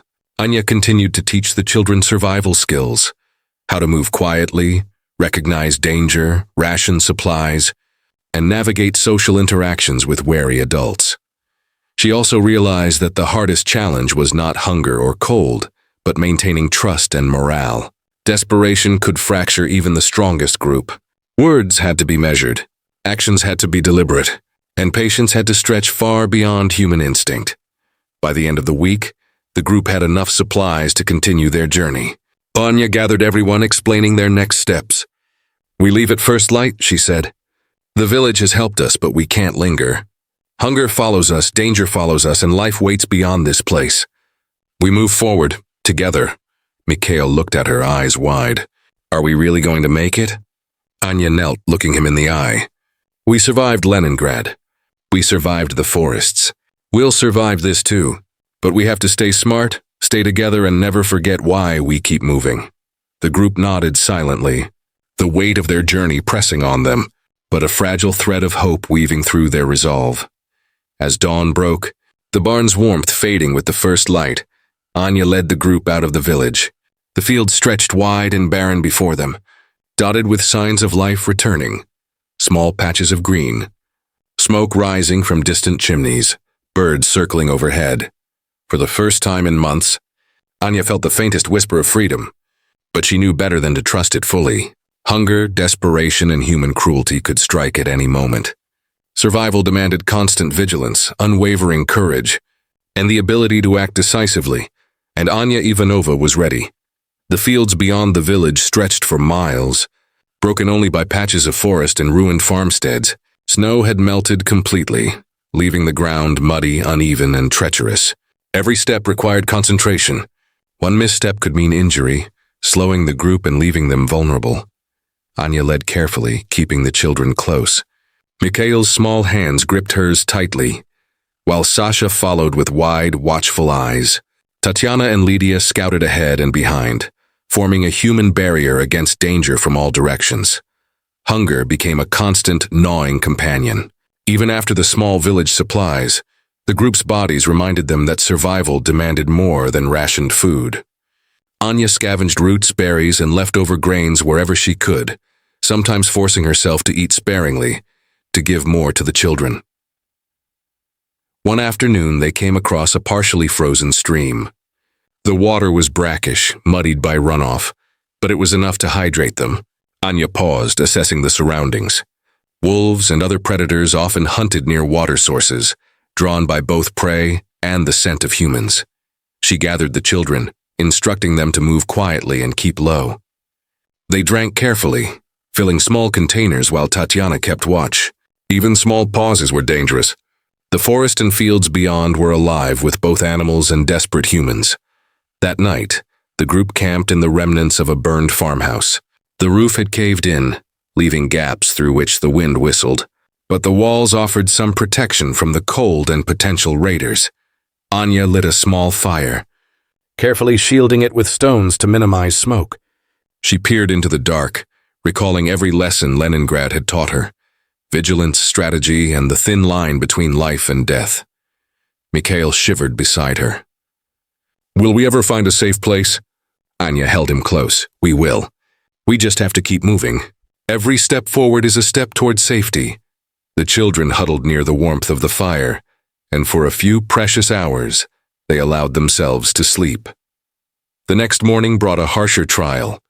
A sudden storm swept across the fields, wind whipping the mud into a gray slurry, rain soaking them to the bone. Visibility dropped to near zero, and the group struggled to keep together. Anya's instincts kicked in. She marked trees, used the wind and sun to maintain direction, and reminded the children to stay close. By midday, their boots were caked with mud, clothes soaked through, and their morale waned. Hunger, cold, and exhaustion had a way of eroding even the strongest resolve. They took shelter in the ruins of a farmhouse, finding a small cache of preserved vegetables hidden beneath the floorboards. It wasn't enough to feast, but it would sustain them for a day. The find renewed their spirits slightly, a reminder that persistence could yield rewards even in the most hostile conditions. Hunger, however, remained a relentless threat. That evening, they were forced to make a grim decision: what to eat when food ran dangerously low. Roots were collected, bark scraped from trees, and small frozen animals were hunted in secret. Anya had already resorted to eating rats during the harshest weeks in Leningrad. Now necessity demanded similar extremes. She shared the meager food with the children first, forcing herself to go without. Hunger gnawed at her mind and body, but her focus remained on survival, theirs and hers. Moral dilemmas compounded with physical hardship. As they moved, Anya noticed signs of other survivors: abandoned camps, stolen food, and makeshift traps. Humans had become both competition and threat. One night, the group discovered a cache of food partially hidden in a hollowed tree. Two young men appeared suddenly, desperate and gaunt, demanding the cache. Tatiana reached for a weapon. Anya held her back. Negotiation, not violence, was the best chance for survival. "We don't want to fight," Anya said, her voice steady. "We only want to survive." Share with us and we leave peacefully. The men hesitated, eyes flicking between hunger and fear. Slowly, they agreed to share the food. The negotiation left both parties wary but alive. Anya realized that survival wasn't just about strength. It was about strategy, restraint, and understanding human desperation. As the group pressed forward, fatigue weighed heavily on them. Limbs ached from constant movement, bones ached from cold, and the mental toll of prolonged starvation tested their resolve. Nightmares haunted the children, and even Anya struggled to sleep, yet each day brought them closer to open forests, potential villages, and perhaps a place where life could take root again. Small victories, finding food, avoiding raiders, surviving storms, became milestones, markers of resilience in a world designed to break them. By the end of the week, they had traveled miles across fields, forests, and abandoned roads. Their supplies were critically low, and every decision carried weight. Hunger had sharpened instincts, but it had also exposed the thin line between survival and desperation. Anya realized that the journey was as much about preserving their humanity as it was about surviving the elements, protecting the children, negotiating with strangers, and rationing food were all acts of moral courage in a world stripped bare by war and starvation. She understood now that survival wasn't just enduring, it was choosing, every day to protect hope, life, and humanity itself. As they settled in a secluded grove for the night, Anya looked at the children, her companions, and the fading light. The road ahead was uncertain, filled with both danger and possibility. But she knew one truth. They had survived the city, the forests, the hunger, and the storms. And if they could survive all that, they could survive anything. Anya whispered into the night. We survive. We endure. And we keep moving forward. The forest thinned at last, giving way to rolling hills and wide stretches of farmland. Smoke rose in distant patches, marking signs of life. Small settlements that had survived the harsh winter and the chaos of the city's collapse. Anya surveyed the horizon. The group had traveled for weeks with little more than mud, ice, and the constant gnawing of hunger. Their bodies were lean, muscles taut from constant movement, and their minds honed sharp by the relentless need for vigilance. This could be our chance, Anya whispered to Tatiana as they paused on a hill. A place where we might find more food, maybe even people willing to help. Tatiana nodded, though her eyes were wary. Or people who will kill us for what we have. We have to be careful. As they approached the settlement, the group slowed. The village was larger than the last, with multiple houses, a small well, and signs of organized life. Children ran barefoot across muddy yards, women tended small gardens, and men moved about with tools and weapons. Anya's heart tightened. Hunger and desperation had taught her that human behavior could swing wildly, from generosity to cruelty in moments. She kept the children close and signaled for the group to approach slowly, hands visible, faces calm. A man, mid-30s, stepped forward, weapon slung across his back. His eyes swept over the group, landing on the children first. "Who are you?" he demanded, voice both curious and cautious. Anya stepped forward, voice steady. "We're survivors. We don't mean harm. We've traveled far and we need food, shelter, and a place to rest." The man's gaze lingered, weighing them. Finally, he lowered his weapon slightly. "We've seen enough strangers bring trouble. But hunger." He gestured to his chest. "We understand hunger." The villagers allowed them to stay under strict supervision. They were given a small shelter at the edge of the village and a meager meal. Boiled potatoes, some root vegetables, and a small piece of smoked fish. It wasn't much, but it was nourishment and, more importantly, a sign of cautious trust. Anya knew better than to assume safety. Trust here was fragile, and any misstep could trigger suspicion or violence. Yet for the first time in months, she allowed herself a small sense of relief. There was humanity here, and they had survived another stage of the journey. Over the next few days, Anya observed the settlement. The villagers were wary of outsiders but skilled in survival. They had traps for wild game, gardens tended carefully despite the cold, and shared labor that kept the community functional. Anya realized that the group could learn much here, not just about food, but about rebuilding trust and cooperation after prolonged chaos. Hunger remained a constant shadow. Even with the modest supplies, the children still complained of gnawing stomachs. Anya rationed carefully, teaching them patience, the importance of savoring every bite, and how to forage in the surrounding woods for supplemental food. One day, while exploring the outskirts, she discovered a hidden cache of grain buried beneath an old root cellar. It was a blessing, enough to sustain the group for weeks if rationed carefully, but the discovery also brought new challenges. A neighboring group of desperate survivors had marked the same cache, and conflict seemed inevitable. Anya understood that claiming resources could mean confrontation, sometimes deadly, and she began planning strategies to protect the group without provoking unnecessary bloodshed. The moral challenges of survival were ever present. At night around the fire, discussions arose. Should they share the hidden cache with the villagers? Risk exposure to gain goodwill, or hoard it, ensuring the children's survival but potentially creating enemies? Anya weighed the options carefully. Sharing could build trust, possibly forming an alliance, but trust was fragile, and a single misstep could result in theft, attack, or betrayal. Finally, she decided on a cautious approach: share a small portion, enough to signal goodwill, but keep the majority hidden until the group could move on safely. Tensions within the group also tested Anya's leadership. Tatiana, impulsive and fiery, argued for full disclosure to avoid suspicion. Lydia, cautious and pragmatic, supported Anya's measured approach. The children, sensing anxiety, grew restless and fearful. Anya reminded herself, leadership was not about absolute authority, but about balancing survival, morality, and trust. Each choice had consequences, and hesitation could be fatal. By the end of the week, the group had integrated cautiously with the villagers.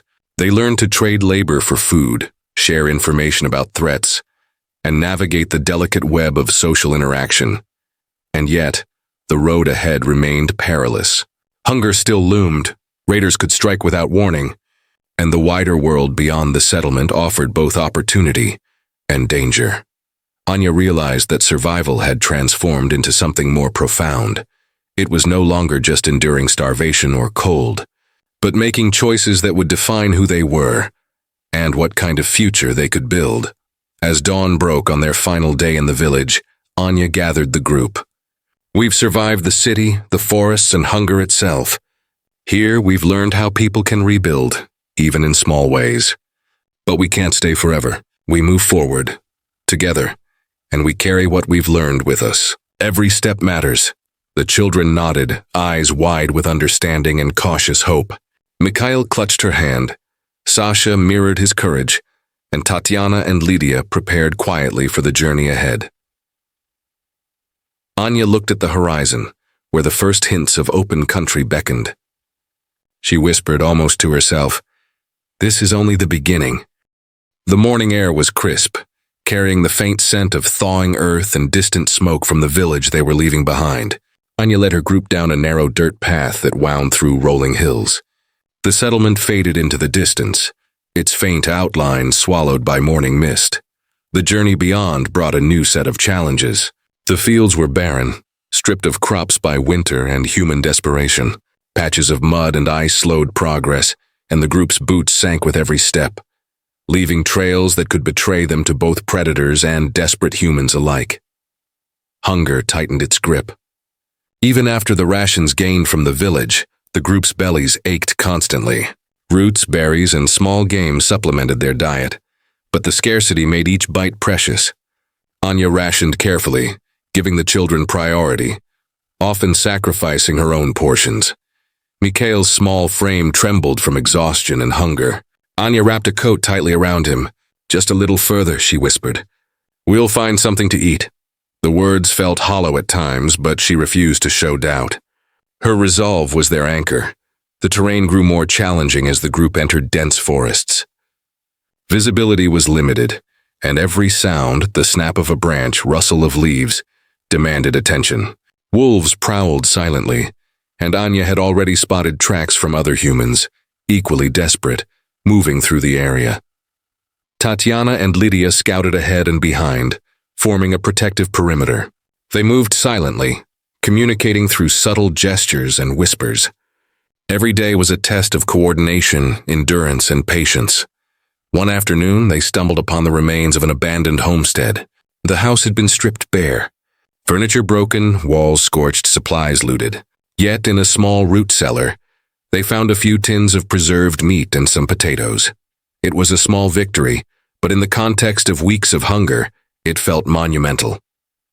The group celebrated quietly, careful not to attract attention. Anya allowed herself a brief moment of satisfaction before quickly turning her mind to what lay ahead.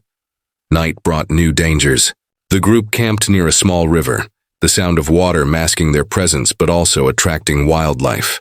Hunger drove some to consider desperate measures, foraging for anything edible, even if it meant risk. Anya enforced strict rules. Move quietly, eat sparingly, stay alert. Survival demanded discipline, and even the smallest lapse could mean death. That night, Mikhail whispered from his makeshift bed of straw, "Will we ever stop being hungry?" Anya held his hand, voice calm despite the gnawing hunger in her own stomach. "We'll always be hungry, but we'll always survive. That's what matters." A week into the journey, the group faced their first major human threat. A band of armed men emerged from the woods, gaunt and desperate, wielding knives and clubs. Their eyes were wild with hunger and fear. Anya froze, calculating. There were too many for a direct confrontation, but fleeing blindly could lead to pursuit. Using smoke from their cooking fire, the group created a distraction, slipping quietly along a parallel path while the men investigated the source. It was a tense maneuver, requiring every ounce of coordination and courage. When the group regrouped on the far side of the woods, relief washed over them. But the encounter was a stark reminder. Human desperation could be as dangerous as hunger itself. As they pressed on, the landscape shifted again. Hills gave way to wetlands, the ground soggy and treacherous. Every step became exhausting. Boots and clothing were soaked. Frostbite threatened toes and fingers, and fatigue weighed heavily on all of them. Yet the group adapted. Anya taught the children how to step lightly, how to identify stable ground, and how to keep morale high even when the path seemed impossible. Each lesson was a lifeline, a skill that could mean survival or death in the unforgiving landscape. Food scarcity forced even harder decisions. One evening, the group discovered a rat in the underbrush, a tiny, grim source of protein. Eating it was a moral challenge as much as a survival one. Anya prepared it carefully, sharing small portions with the children first. It was not a feast, but it was sustenance. And it reminded them of the harsh realities that survival demanded. Hunger did not allow sentimentality, and every choice carried weight. By the end of Section 5, the group had traveled miles across forests, hills, and wetlands. Their bodies were lean, their minds alert, and their bonds strengthened by shared hardship. Hunger remained constant, threats were unending, and every day demanded vigilance. Yet Anya's leadership and the group's resilience carried them forward. They had survived Leningrad, forests, and human desperation, and now, facing the open countryside and the unknown beyond, they understood one truth. Survival was a journey of endurance, courage, and careful decisions. Anya whispered into the night as they rested, "We survive, we endure, and we move forward, no matter what comes next." The open countryside stretched endlessly before them, dotted with skeletal trees and abandoned farmsteads. The sun hung low in the sky, casting long shadows that made the landscape seem both beautiful and menacing. Anya knew they were approaching a larger settlement, a place that promised shelter, but also danger. Hunger had sharpened the villagers' instincts. Desperation had twisted some into predators. They had to tread carefully. From a ridge, Anya surveyed the settlement. Smoke curled from chimneys, and the faint sounds of voices carried on the wind. It looked orderly, almost welcoming from a distance, but the lessons of the last months warned her. Appearances could deceive. She signaled the group to move slowly, scanning for signs of traps, armed guards, or hidden dangers. Tatiana and Lydia flanked the children, forming a human shield while Anya took point. Every step required vigilance and foresight. As they approached, a man emerged from the largest building holding a rifle. His eyes swept over the group, landing on the children first. "Who are you?" he demanded, voice cold, calculating. Anya stepped forward, hands raised. "We are survivors. We mean no harm. We seek only food, shelter, and safety." The man's gaze lingered, assessing, weighing their words against the suspicion that hunger had bred in him. After a tense moment, he nodded sharply. "Follow me. But one wrong move and you die." Inside the settlement, the group was given a small barn at the edge of the compound. The conditions were better than the open fields or ruined farmhouses. A roof, some straw for bedding, and access to limited rations. Anya noticed the guarded expressions of the villagers. They were organized, disciplined, and clearly accustomed to defending their resources. Sharing was limited. Suspicion was high. The first night in the settlement tested the group's patience. Hunger gnawed at them, the children restless and fearful, and the villagers watched every movement. Anya reminded them of the rules. Conserve food, stay quiet, and avoid confrontation. Survival demanded diplomacy as much as endurance. She thought back to their time in Leningrad, to the forests and abandoned villages. Every encounter with other humans had reinforced one truth. Desperation could make anyone dangerous, and trust was earned, never given freely. In the days that followed, the group observed the settlement closely. The villagers had mechanisms for survival: rationed food stores, defensive structures, and organized labor. They were a stark reminder that civilization, even in fragments, could persist when guided by order and necessity. Yet hunger persisted. Even with the modest rations provided, the group remained malnourished. Anya rationed carefully, giving priority to the children while supplementing with roots, berries, and occasional small game. One day, Anya discovered a hidden storage room beneath the barn. It contained a modest cache of preserved grains and dried meat. The discovery presented a moral dilemma. Should they take it for themselves to ensure survival, or leave it untouched to maintain trust with the villagers? Anya decided on compromise. They would take only a small portion to supplement their rations, enough to sustain them without arousing suspicion. Hunger was constant, but so was the risk of alienating the settlement that had given them temporary refuge. Tensions within the group surfaced. Tatiana argued for taking more. The risk was minimal compared to the reward. Lydia agreed with Anya's cautious approach. The children, sensing anxiety, grew restless and fearful. Anya reminded herself that leadership was not about dictating orders but balancing survival, morality, and strategy. Every choice had consequences, and one mistake could be fatal. That night, as the group huddled in their small barn, the psychological toll of survival became evident. Hunger, fear, and fatigue weighed heavily. Nightmares haunted the children, and even Anya struggled to sleep. She spoke softly to Mikhail, who trembled beside her. "We endure. We survive. We keep moving forward." He nodded, eyes wide but trusting. In that moment, Anya understood that survival was as much about hope as it was about food, shelter, or safety. The following day, scouts reported movement near the outskirts of the settlement. A rival group of desperate survivors, armed and searching for resources. Anya realized that conflict was inevitable. Hunger drove people to extremes, and the lessons of Leningrad and the forests had prepared her for this. She gathered the group. "We may have to fight," she said quietly, "but we will do it smart. We protect the children, we protect each other, and we act only when necessary. Survival is our priority, not revenge." By nightfall, the rival group had approached. Unaware of the settlement's defenses, Anya coordinated with the villagers, using the hidden positions and barricades to outmaneuver the attackers. Fire and noise created diversions, allowing some of the rival group to be driven off without bloodshed. It was a tense, exhausting night, but the group survived. Hunger, danger, and human desperation had again been confronted and overcome. As dawn broke, Anya looked at the group. Children huddled close, Tatiana and Lydia alert and vigilant. They had survived another trial, but the journey ahead remained uncertain.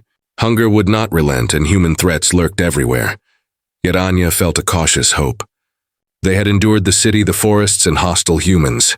Each challenge strengthened their resolve, sharpened their instincts, and reinforced the truth that survival demanded courage, intelligence, and unyielding determination. She whispered into the crisp morning air, "We survive, we endure." And we move forward, no matter what comes next. The settlement receded behind them, smoke and sounds fading into the distance. The group moved cautiously, bodies lean and weary, eyes constantly scanning for threats. The landscape stretched open, a vast expanse of hills, fields, and distant forests, a world both beautiful and merciless. Anya led the way, calculating each step, each pause. Hunger had sharpened instincts, but it had also eroded patience. The children trudged beside her, small hands gripping hers, trusting her judgment. Food scarcity intensified. The rations taken from the settlement were minimal, and the surrounding lands offered little. Roots, frozen berries, and the occasional small game became lifelines. One evening, Anya discovered a partially frozen rabbit. The hunt was tense. The slightest misstep would have scared it away, leaving the group to face yet another night of empty stomachs. They cooked it over a small, concealed fire, dividing it carefully. Even a small portion provided hope, proof that survival was still possible, even in a world stripped of abundance. The terrain became harsher. Muddy hills, icy streams, and dense underbrush slowed progress. Every step required effort. Every misstep carried risk of injury. Anya instructed the children in careful movement, teaching them how to balance, how to identify stable ground, and how to stay alert to predators, both animal and human. One afternoon, they encountered tracks, fresh, human, and numerous. Raiders, another desperate group. Anya immediately led the group off the main path, hiding in a thicket and waiting. Hours passed, tension building until the tracks diverged. The threat had passed, for now. The psychological toll of constant hunger and vigilance became evident. Children cried quietly at night, haunted by exhaustion and fear. Adults showed signs of strain, patience fraying, tempers flaring in moments of stress. Anya reminded them constantly. Survival required cooperation, restraint, and unwavering focus. One night she spoke to Mikhail and Sasha, the fire casting shadows over their tired faces. "Hunger is always there," she said softly. "But we endure. That's what makes us alive. That's what keeps us together." As they moved further from the settlement, they encountered a frozen river. Crossing it was perilous. Thin ice threatened to break beneath them, and the cold water promised near-immediate hypothermia. Anya took the lead, testing each step, signaling when it was safe. The children followed, trusting her implicitly. Halfway across, the ice cracked beneath Sasha's foot. He screamed, panic overtaking him. Anya lunged, grabbing him, pulling with every ounce of strength. Heart pounding, muscles straining, she steadied him and guided him to solid ground. The river had tested them, and they had survived. Days blended into nights, hunger into exhaustion, fear into vigilance. Yet the group pressed onward, driven by necessity and hope. The lessons of Leningrad, the forests, the abandoned villages and hostile settlements had honed them into a unit of survival. Anya realized that survival was more than enduring hunger or danger. It was about choices, moral, strategic, and tactical. It was about keeping humanity intact in a world determined to strip it away. By the final night of Part 3, they camped atop a hill overlooking a distant valley. Smoke rose from a village far below. The children slept fitfully, their faces pale from hunger and fatigue. Tatiana and Lydia maintained watch, while Anya stared into the distance, contemplating the road ahead. She whispered into the night, "We survive, we endure, and we move forward." The wind carried her words across the silent hills, and for a fleeting moment, hope felt tangible. The journey was far from over, but the group had endured the city, the forests, the rivers, and human desperation. Each challenge had forged resilience, sharpened instincts, and deepened their bonds, and Anya knew survival was only the beginning. What lay ahead would test them further: hunger, morality, danger, and humanity itself. But she also knew one truth: together they could endure anything. The valley spread below them like a patchwork of shadow and light. Forests clung to hillsides, rivers carved silver ribbons across the land, and distant smoke hinted at human settlements. Anya scanned the horizon, calculating risks and opportunities. "Keep your eyes open," she whispered to Tatiana and Lydia. Every hill could hide danger. Every river could be a trap. Mikhail and Sasha trudged behind her, small hands gripping hers tightly. Hunger had thinned their bodies, but not their spirit. a testament to the slow, hard-earned lessons of survival. Descending into the valley, the terrain became more unpredictable. Fallen trees, hidden ravines, and icy streams forced constant vigilance. Every step carried risk, and the group moved as a unit, communicating silently through gestures honed by weeks of shared hardship. They scavenged along the way. Roots, frozen berries, the occasional bird caught in a trap. Every bite mattered, and every meal reminded them of the delicate balance between life and starvation. On the third day in the valley, they stumbled upon a small encampment. Smoke curled from a fire pit, and the faint sound of voices reached them. Anya signaled for caution. Predators, human or animal, were never far. They approached slowly, hands visible, eyes calm. A man emerged, mid-30s, gaunt but alert, holding a spear. His eyes swept over them. "Who's there?" Anya stepped forward, voice steady. "We are survivors. We mean no harm. We seek food, shelter, and guidance." The man's gaze lingered on the children, then flicked to the adults. After a long pause, he nodded. "Follow me. But move slowly. One wrong step and you're dead." Inside the encampment, Anya observed organized survival. Small gardens, traps set along the edges of the woods, and a defensive perimeter built from salvaged wood and metal. The people were wary, their expressions etched with the same hunger and desperation that had defined the group's journey. The leader, who introduced himself as Ivan, explained the rules. Work for food, respect the perimeter, and no outsiders beyond the guarded fence. It was strict but fair, a system designed to endure in a hostile world. For days, the group integrated into the encampment. The children learned to forage under supervision, help with small tasks, and follow rules of communal survival. Anya and the adults contributed labor and knowledge, earning a cautious trust from the community. Yet hunger still gnawed at them. Even with regular rations, the calories were barely enough to sustain energy for the long days. The group relied on ingenuity, setting traps, supplementing with wild food, and carefully rationing every bite. Tensions occasionally flared.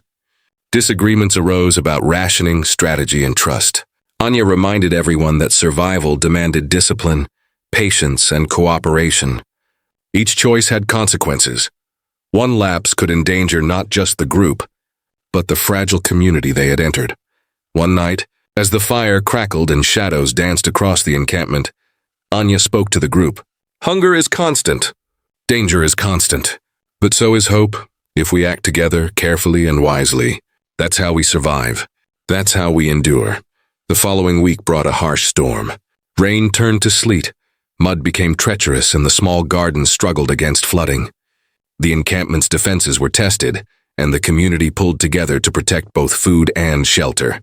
Anya and her group assisted wherever possible, learning survival strategies that extended beyond mere endurance, building barriers, channeling water, and ensuring that everyone had food and warmth. Through it all, she noticed something remarkable. Even amid hunger, fear, and constant threat, people could adapt, survive, and preserve fragments of humanity. Cooperation, trust, and shared purpose were as vital as any meal or weapon.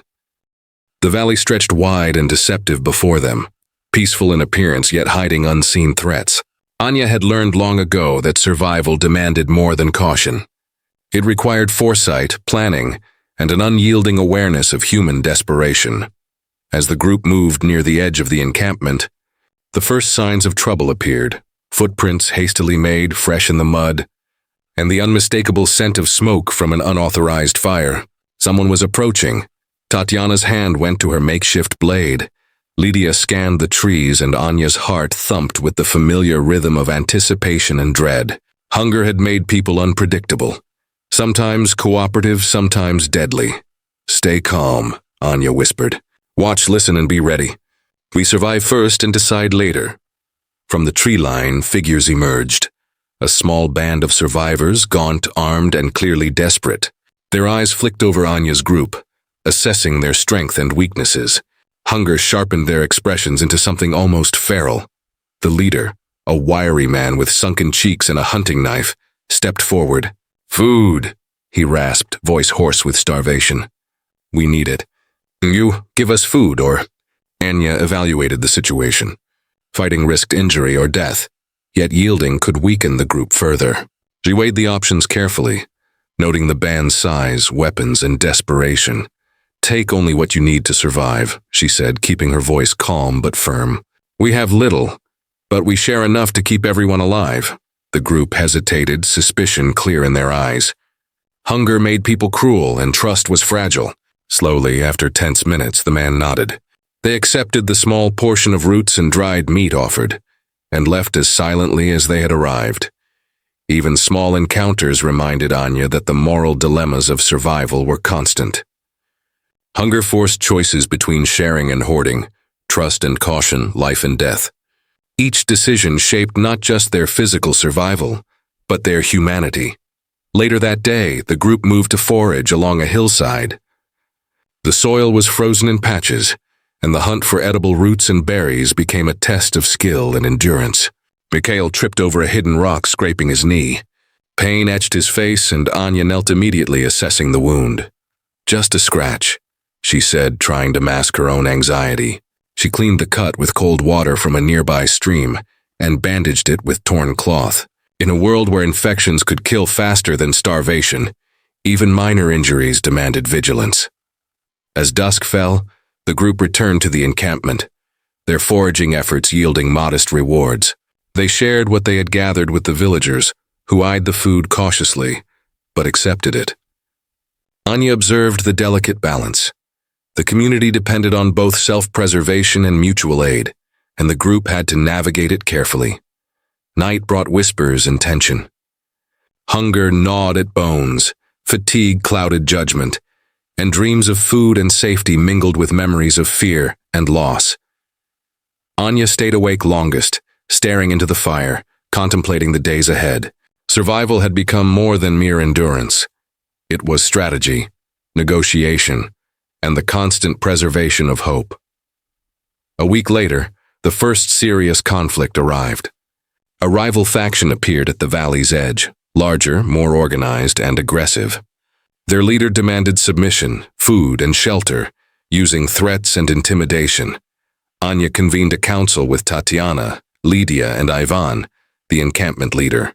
They weighed options: fight, flee, or negotiate. Each choice carried grave risks. Ultimately, Anya proposed a strategy blending diplomacy and readiness. Offer a limited amount of food and shelter, but fortify positions and prepare for retreat if necessary. Survival was paramount. Pride and vengeance could wait. The next day, as the rival faction approached, tension soared. Smoke rose from signal fires, weapons gleamed in the sun, and hunger was evident in every emaciated face. Anya's group executed their plan. Small portions of food were presented, while hidden barricades and traps were reinforced. The rival faction hesitated, uncertainty flickering in their eyes. Negotiation prevailed for now, but the threat remained. Even amid external threats, internal struggles persisted. The children feared the conflict, Mikhail asking repeatedly if they would die. Sasha struggled with nightmares of hunger and the faces of strangers who had threatened them. Anya spoke gently, holding them close. "We survive. We endure, and together we will face whatever comes next." Her words were not empty. They were a lifeline, binding the group's hope to action, courage, and unyielding resolve. By the end of Section 2, the group had survived both human threats and environmental challenges, learned to navigate moral complexities, and strengthened the fragile trust within the encampment. Hunger remained constant. Danger was never far. But Anya's leadership and the group's resilience carried them forward. They were no longer merely surviving. They were learning to endure, adapt, and make the impossible choices necessary to preserve life and humanity in a world stripped bare by desperation. The morning air was sharp, carrying a biting chill that cut through layered clothing and damp skin. The valley behind them was now a distant memory, a fragile pocket of relative safety. Ahead stretched unknown lands, barren hills, dense forests, and frozen streams that promised both danger and sustenance. Anya led the group cautiously. Hunger had thinned their bodies but not their spirit, and every step required vigilance. The children trudged beside her, small hands gripping hers tightly, their eyes wide with both fatigue and trust. The decision to leave the encampment had not been easy, Ivan and the villagers had warned of dangers beyond the valley, but the rival faction's presence had grown too threatening. Supplies were limited and staying could have meant confrontation or worse. Survival demanded movement, even if the path ahead was uncertain. Tatiana scouted ahead, Lydia flanked the children, and Anya calculated routes that minimized exposure. Every bend in the terrain, every ridge, every forest edge became a potential ambush point. Hunger gnawed relentlessly. Their rations, already meager, dwindled quickly. The group relied on roots, frozen berries, and occasional small game, but the caloric deficit was constant. Each day required careful rationing and ingenious foraging. One afternoon, while examining a small frozen stream for edible fish, Anya spotted footprints, fresh, human, and numerous. Panic flickered in her chest. Could it be the rival faction?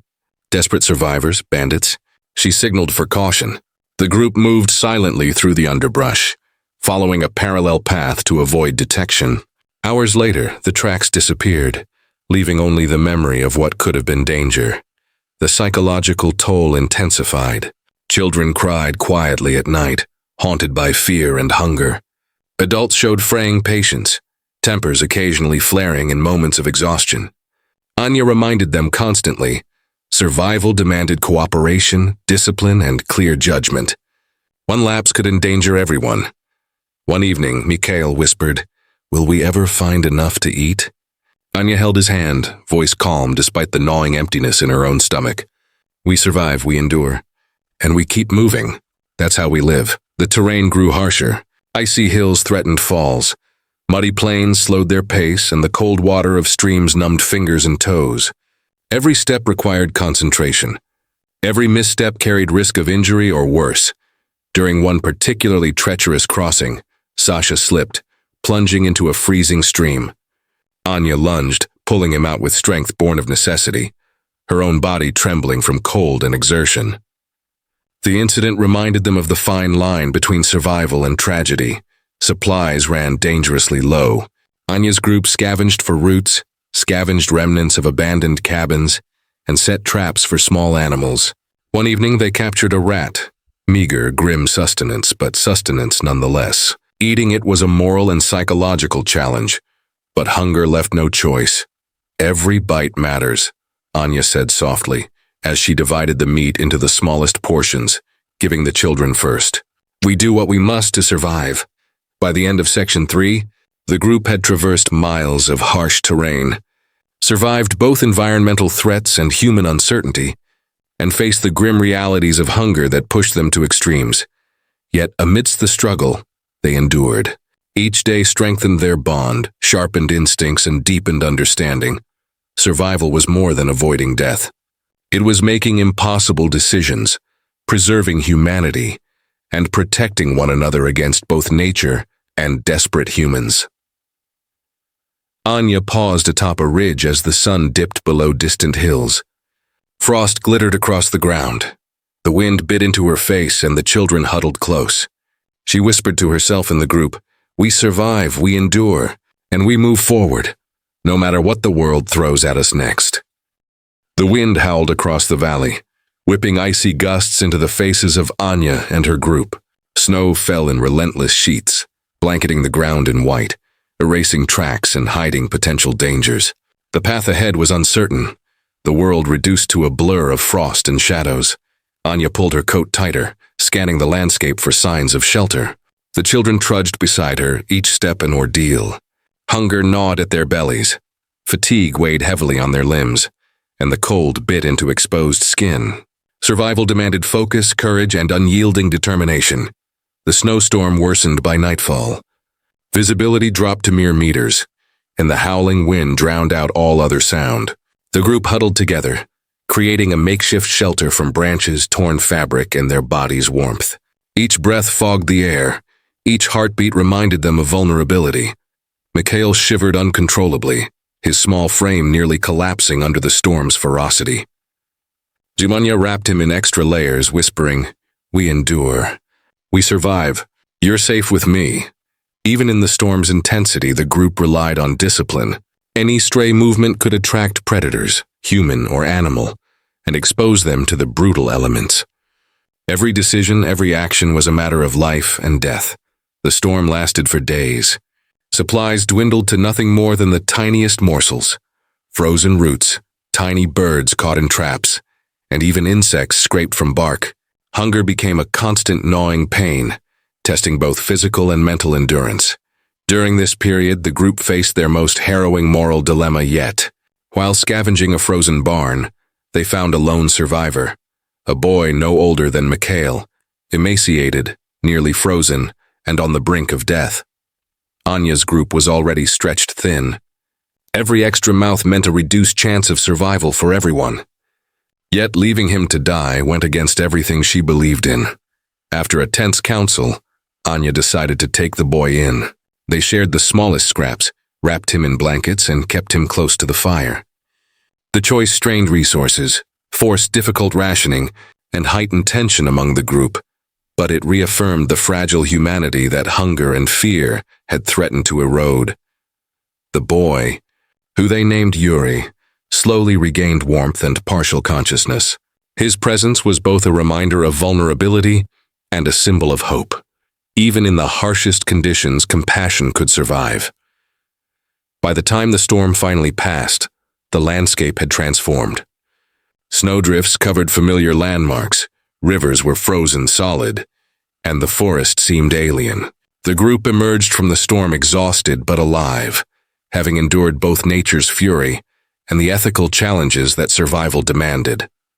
Anya observed the children and Yuri, their faces pale but resolute. "We survive," she whispered. "We endure. And together we move forward." The journey ahead remained uncertain. Food was scarce, threats of rival factions loomed, and the wilderness stretched endlessly before them. Yet, the storm had tested them, hardened them, and revealed the strength of their unity. As the sun broke through the clouds, glinting off the snow, Anya realized something profound. Survival was no longer simply about finding food or evading danger. It was about preserving hope, humanity, and the bonds that held them together, even in a world stripped bare by hunger, fear, and chaos. The group pressed onward, leaving behind the storm-scarred valley. Every step was heavy with exhaustion, every breath a reminder of life's fragility. Yet their resolve was unshakable.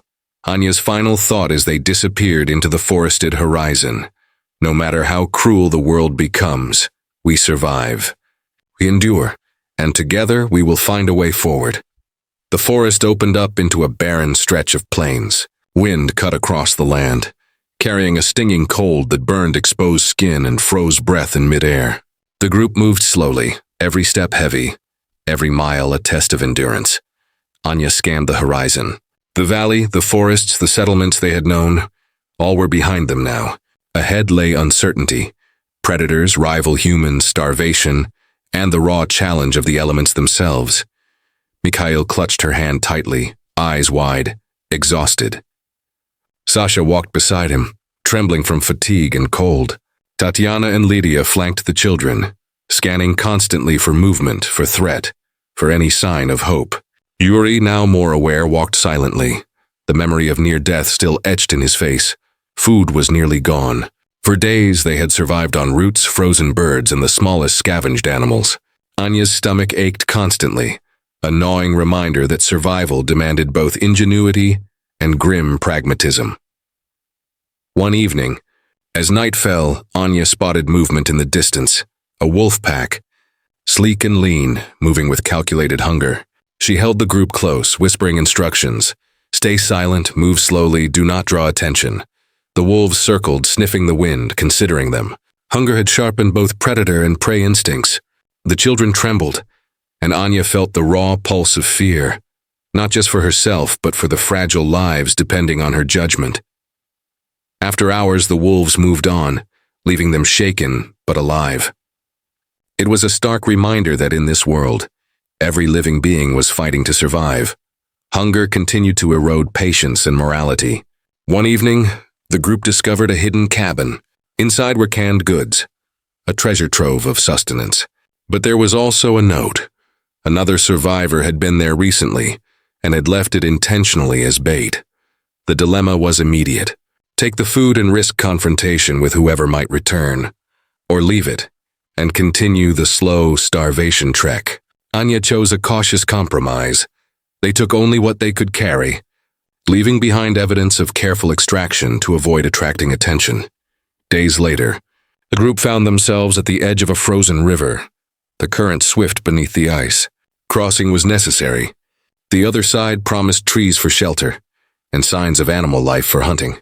But one misstep meant death.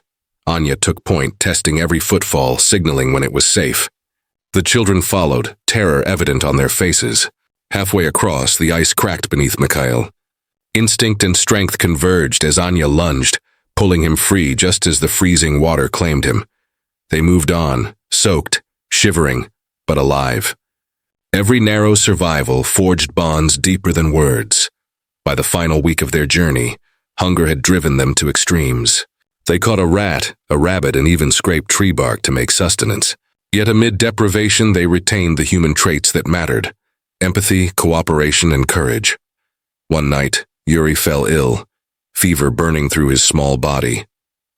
The group lacked medicine, warmth, and proper food. Anya held him close, whispering stories of hope, singing lullabies, trying to keep his spirit alive. The storm of starvation and exhaustion took its toll. But the group endured, every act, every choice, every shared morsel and word of encouragement, a testament to resilience. Finally, on the brink of collapse, the group stumbled upon a small community of survivors. Hardy, cautious but organized. Unlike previous settlements, this one offered not only food but security and companionship. Anya approached the leader, hands raised, eyes clear. "We are survivors. We have endured. We have hunger, but we have life. Let us join you, and we will share all that we have." The leader studied them, gauging strength, trust, and desperation. After a tense moment, he nodded. "Welcome. But survival is earned. Help us, and we survive together." In the safety of this new community, Anya's group began to recover. Children were fed, warmth returned to frozen limbs, and the small human bonds that hunger had strained were repaired. It was not paradise, but it was life. And after months of near-constant death, life was victory enough. Anya reflected on their journey. The ruined cities, the forests, the snowstorms, the rival factions, the moral compromises, the relentless hunger. They had endured all, survived all, and maintained their humanity through it.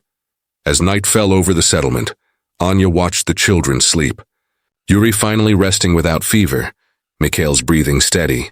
She whispered softly both to them and to herself, "We survived, we endured, and we will continue, together against whatever comes next."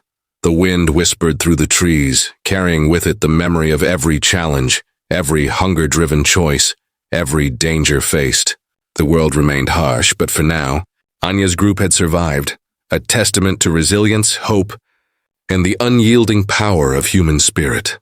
The wind had softened, carrying only a whisper of cold across the snow-covered hills. The frozen plains, once merciless and silent, now seemed almost peaceful. Anya stood atop a ridge, gazing at the distant settlement below, smoke curling from chimneys, faint laughter of children, the promise of warmth and sustenance.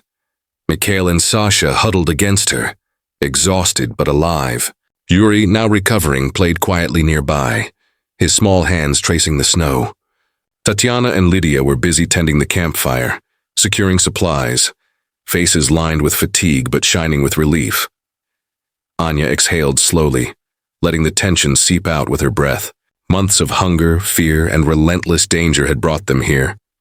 They had survived blizzards, frozen rivers, starving wolves, and the desperate hands of humans pushed to cruelty. Every day had been a test of endurance, morality, and sheer will, yet here they were, alive, together. She knelt beside Mikhail, brushing snow from his hair. "We made it," she whispered. "We endured, and now, we build again." The children looked up at her, hope flickering in their eyes. In that moment, Anya realized something profound. Survival was never just about food, shelter, or escaping danger. It was about preserving the spark of humanity, compassion, courage, and unity. Even when the world seemed determined to snuff it out, the camera would pan upward, capturing the valley below, Small huts clustered in the snow, smoke rising in gentle spirals, a faint glimmer of life in a world long stripped of it. The wind carried a soft murmur, almost like a promise. Life, even fragile and battered, would persist. Anya stood, feeling the cold bite at her face but welcoming it as proof of life. She took the children's hands and led them down toward the settlement. Every step was slow, cautious, but steady. Behind them lay months of hardship. Behind them lay loss and fear. Ahead lay hope. The screen would fade to white snow. The sound of a crackling fire in the background. Children laughing quietly. The wind softening. A quiet testament to survival, endurance, and the resilience of the human spirit. In a world stripped bare by hunger and fear, they survived. They endured, and together they found a way forward.